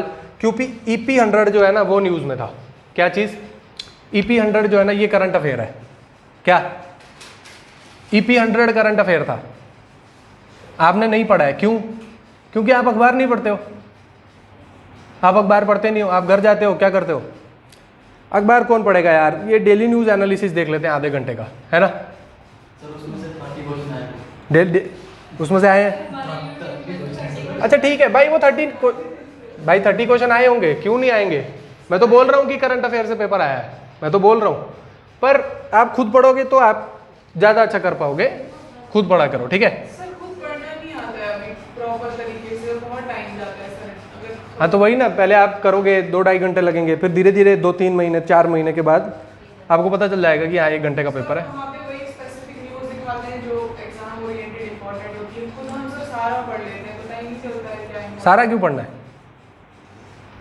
देखो आप लिखा है द क्लाइमेट ग्रुप, हाँ ठीक है, पहला स्टेटमेंट मतलब हो भी सकता है, नहीं भी हो सकता, हमें पता नहीं है।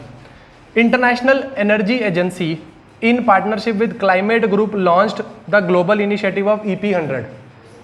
नहीं, देखो इंटरनेशनल एनर्जी एजेंसी आपको पता है IEA, फिर एक है इंटरनेशनल एटॉमिक एनर्जी एजेंसी, अलग से भी है एक IAEA है।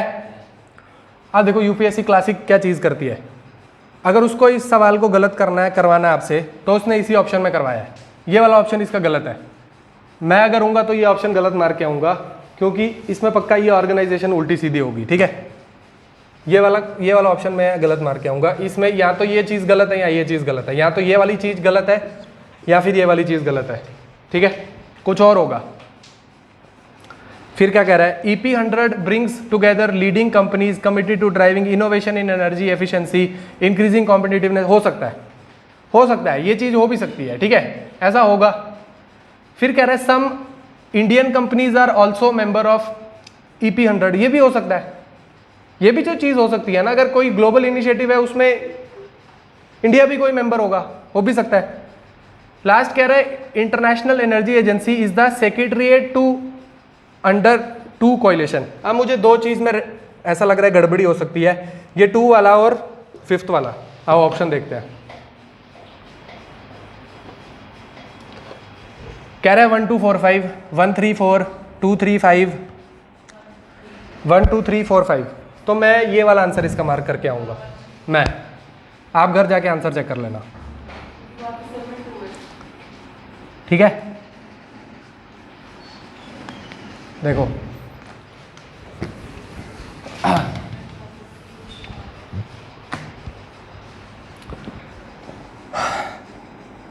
कह रहा है if rain forest and tropical forest are lungs of the अर्थ।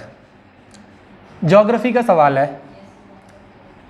क्या कह रहा है, अगर रेन फॉरेस्ट और ट्रॉपिकल फॉरेस्ट लंग्स है अर्थ के, तो वेटलैंड जो है वो किडनी है। Surely wetlands function as its kidneys, ठीक है। Which one of the following functions of wetland best reflects the above statement. Lungs क्यों बोला गया ट्रॉपिकल फॉरेस्ट को, क्योंकि ऑक्सीजन प्रोवाइड करते हैं बहुत ज़्यादा, है ना, और कार्बन डाइऑक्साइड बहुत ज़्यादा ऑब्जॉर्ब करते हैं, इसलिए वो लंग्स हो गए। किडनी का क्या काम होता है, फिल्टर करना, ठीक है। आंसर देखो, the water cycle in wetland involves surface run of सब सॉइल परकुलेट। बकवास,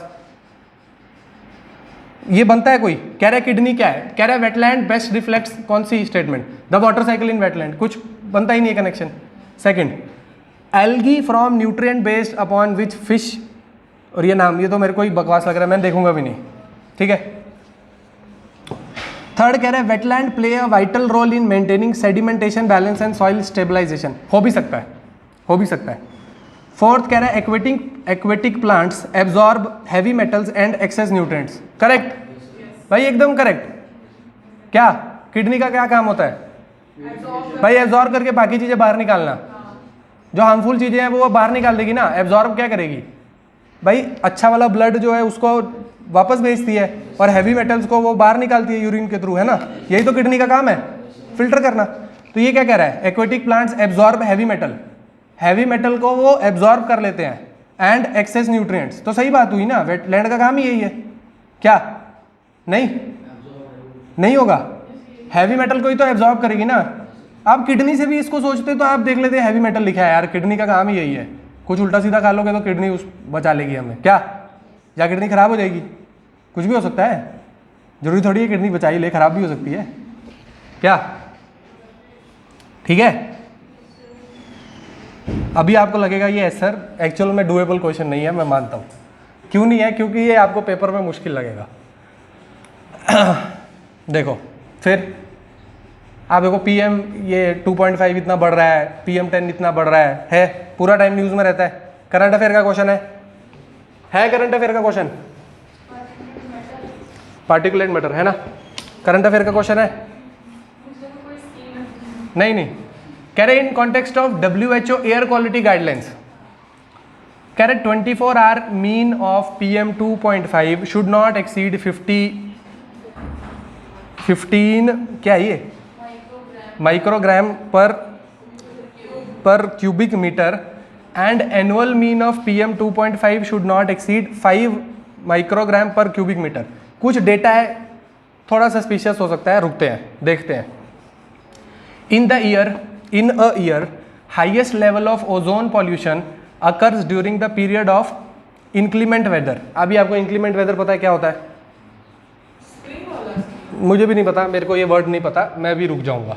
मेरे को अगर ये वर्ड पता करना होगा तो मैं जाऊंगा हिंदी में, इसका हिंदी भी आता है ना, मैं पहले हिंदी में जाऊंगा, इसका वर्ड पता करूंगा, ठीक है। फिर थर्ड क्या कह रहा है, अनप्लेजेंट। थर्ड कह रहा है PM 10 can penetrate the lung barrier and enter the blood stream,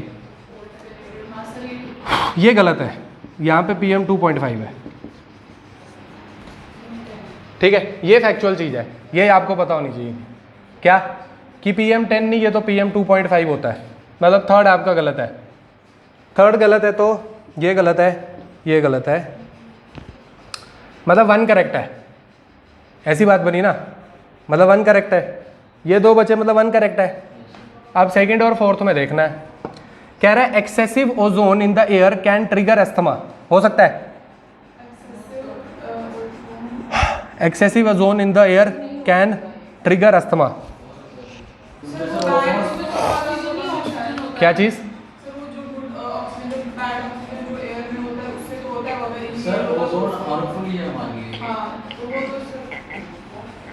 मतलब आप क्या बोल रहे हो सकता है या नहीं? हो सकता है हो सकता है, हो सकता है, क्यों? सर, वो हार्मफुल ही है। ओजोन हमारे लिए हार्मफुल होती है, मैं ऐसा मान के चलूँगा कि ओजोन हमारे लिए हार्मफुल होती है। अब आप देख लेना, इसका आंसर भी आप देख लो, है ना? ओजोन तो है इरिटेटिंग, है ना? ओजोन, आप ओजोन का सिंपल फंडा है, हमारे पास हो तो बुरी, ऊपर ही अच्छी लगती है ये, है ना? ऊपर रहनी चाहिए बस, ठीक है? Ozone is useful only in stratosphere, stratosphere में रहेगी तो ठीक है, नीचे आएगी तो खराब है। तो मैं आऊँगा तो 1 और 4 मार के आऊँगा, जिंदाबाद। और फिर गलत हो जाए, फिर कोई दिल में मलाल नहीं होना चाहिए कि भाई ठीक हो सकता था। मैं यही मान के, देखो जम्मू कश्मीर का क्वेश्चन है ना, जम्मू कश्मीर वालों को तो एकदम ठीक करना चाहिए, क्या ठीक बात है ना?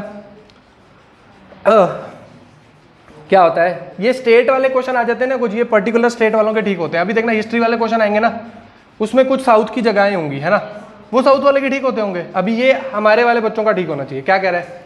With reference to guchhi it is a fungus, correct? Fungus है, correct. It grows in some Himalayan forest, correct. कह रहे फुटहिल्स ऑफ नॉर्थ ईस्टर्न, गलत। 1 और 2 करेक्ट, ठीक है ना? नॉर्थ ईस्टर्न हिमालय में नहीं उगती ना, है ना? तो गलत हो गया। क्या, क्यों नहीं उग सकती? मतलब नहीं उगती ना, सिर्फ हमारे यहाँ पे। नॉर्थ में ही है, टिपिकल नॉर्थ। देखो अगर आपको और उसमें झांकना था क्वेश्चन में, मैंने आगे बढ़ा दिया, सुनो। सेकंड ऑप्शन कह रहा है it grows in some Himalayan forest area, some, और सम में आपको पता है कि आपकी स्टेट है, ठीक है? सम में आपकी स्टेट है। दूसरा आप कह रहे हो कि कल्टीवेटेड, कल्टीवेटेड मतलब ज़्यादा बड़ी चीज़ होती है। कल्टीवेट करना मतलब, ग्रो का मतलब होता है खुद कहीं उग जाए, कहीं पर उग जाती है। कल्टीवेट का मतलब होता है कमर्शियली कल्टीवेटेड, कह रहा है ऊपर से, क्या कह रहा है? Commercially cultivated. ये आपस में ही दोनों स्टेटमेंट गलत है। अगर आपको ये भी नहीं पता हो, आपस में ही गलत है। एक जगह आप कह रहे हो कि कहीं कहीं हिमालय में ग्रो होता है, दूसरे में कह रहे हो कमर्शियली कल्टीवेट होता है, गलत। क्या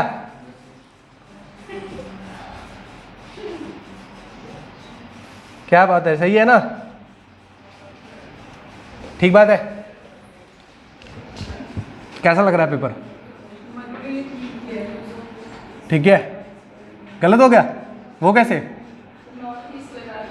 नॉर्थ ईस्ट कैसे लगा दिया? आपको पता है जम्मू कश्मीर का है। मतलब वो कल्टीवेट नहीं होता सर, उसे ग्रोथ हाँ। देखो क्या हो गया, कैसे कैसे कर दिया आपने? तो बोलिए वो बहुत महंगी बिकती है, तो कमर्शियली होगा ना कल्टीवेटेड। चलो देखो, कमर्शियली कल्टीवेट होने लग जाएगा तो सस्ता हो जाएगा ना। हो जाएगा, बहुत ज़्यादा उसमें हो। अगर ज़्यादा हो गएगा तो सस्ता हो जाएगा ना, क्या नहीं होगा क्या? देखो कह रहे with reference to polyethylene terephthalate the use of which is so wide spread in our daily life, consider the following. Its fibres can be blended with wool and cotton fibres to reinforce their property. कर सकते हैं, हो भी सकता है, मतलब आप गलत नहीं कर सकते ना इस स्टेटमेंट को। आप बोलोगे ये गलत है भाई, मेरे को पता है ये स्टेटमेंट गलत है। नहीं, आपको नहीं पता ये गलत है, इसका मतलब सही हो सकती है, ठीक है? क्या, इधर देखो भाई, पहले ये स्टेटमेंट आपको पता है गलत है, नहीं पता ना, इसका मतलब हम सच मान के चलेंगे सच होगी। दूसरी देखो, containers made up of it can be use to store any alcoholic beverage. कर सकते हैं, पर एनी वैनी लिखा है तो क्या मतलब थोड़ा सोच के चल सकते हैं कि पक्का भी नहीं हो सकता है कि हो, है ना? कह रहा है bottles made of it can be recycled into other products, हो भी सकती हैं। कह रहा है articles made of it can be easily dispose by re incineration without causing greenhouse gas emission. एकदम गलत। ऐसा होगा कभी कि ग्रीन हाउस एमिशन हो ही ना, विदाउट, गलत। मतलब फोर्थ गलत, मतलब फोर्थ गलत, 1 और 4 गलत। अब बचा क्या? अब बचा क्या? 4 गलत और ये गलत, और 1 मुझे ठीक लग रहा है, 1 मुझे ठीक लग रहा है। क्या सुन रहे हो? इधर सुनो, 4th वाला गलत है तो ये दोनों गलत, 1 मुझे ठीक लग रहा है, मतलब कि ये गलत होना चाहिए फिर, मतलब कि फिर 1 और 3 इसका आंसर होना चाहिए। बात बन गई अपनी। क्या बात समझ आ रही है? कैसे कैसे करना है भाई? फोर्थ मुझे गलत लग रहा है, तो ये दोनों ऑप्शन तो नहीं होंगे क्या, और 1 मैंने मान के चला है कि ये ठीक है, तो 1 किस में है? 1 3 में, ए ऑप्शन करेक्ट। क्या देख लेना भाई, यही ऑप्शन होगा इसका।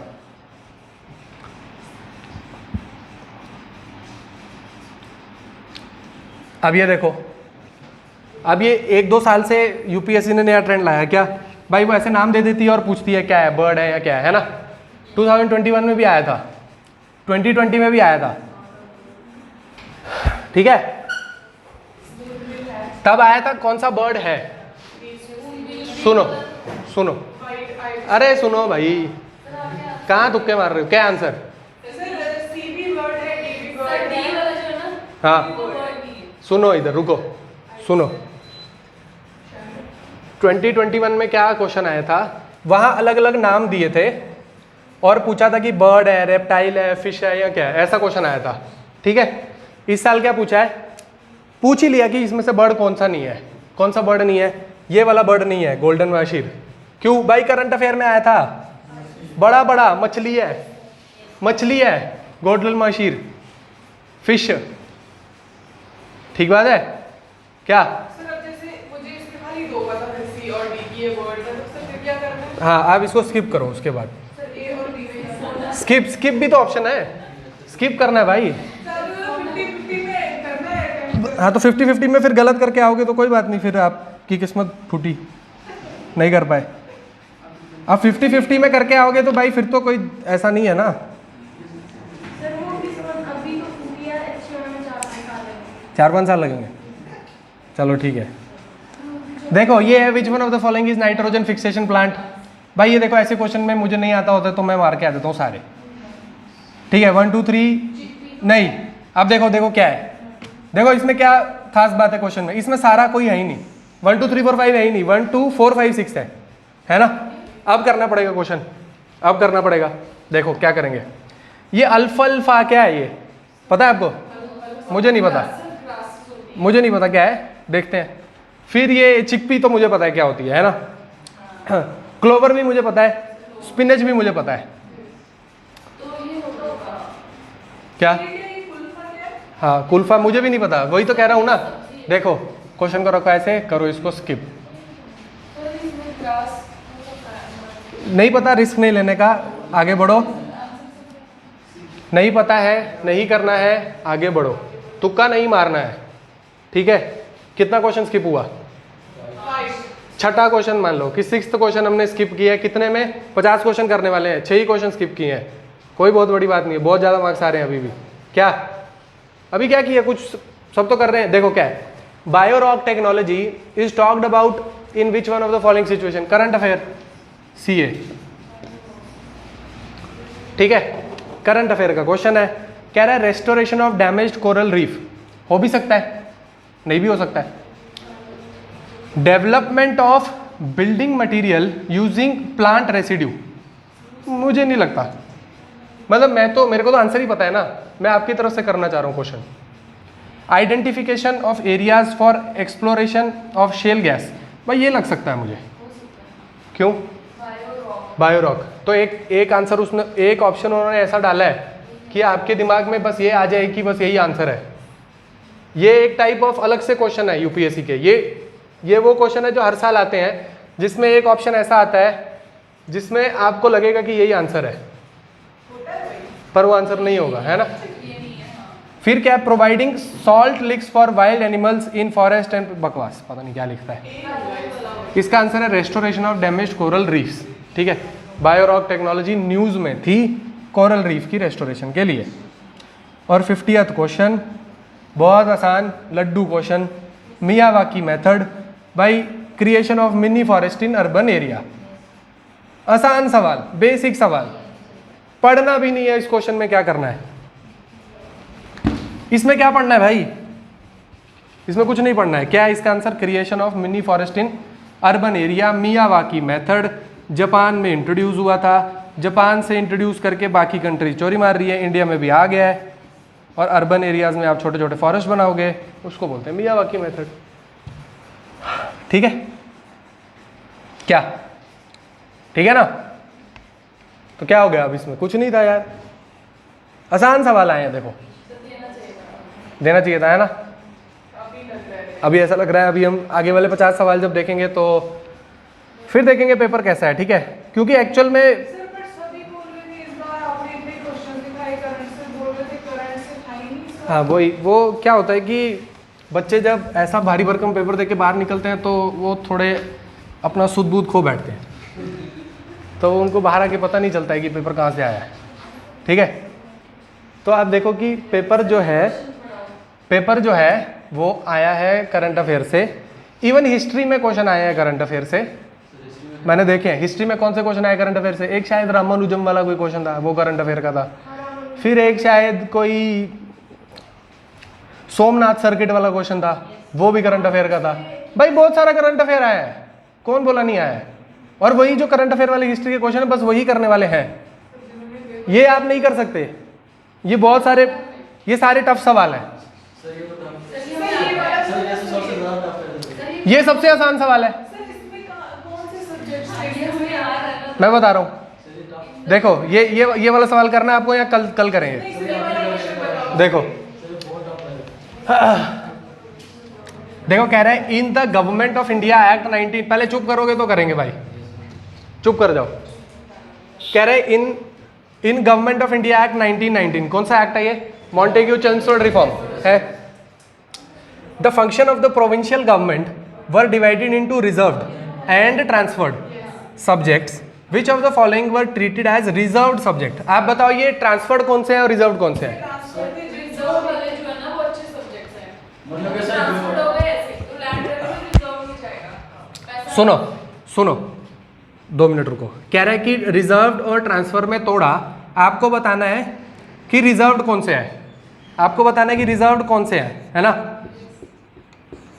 देखो कह रहा है एडमिनिस्ट्रेशन ऑफ जस्टिस, नहीं समझ आ रहा, कोई बात नहीं। दूसरा कह रहा है लोकल सेल्फ गवर्नमेंट, ये तो आपका ट्रांसफर सब्जेक्ट होना चाहिए। लोकल, आपको पता है ये लॉर्ड रिपन ने बोला कि भाई जाओ के आप अपनी पंचायती राज स्टार्ट कर लो, है ना? फादर ऑफ पंचायती राज कौन है? लॉर्ड रिपन, है ना? मतलब ये ट्रांसफर्ड है। लैंड रेवेन्यू पुलिस, अब देखते हैं ऑप्शन।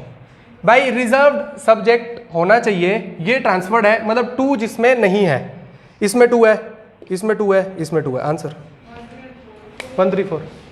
आसान क्वेश्चन, इजी, लो हैंगिंग। क्या है उसमें कुछ? कहाँ है टफ भाई? ये कौन बोला टफ है ये?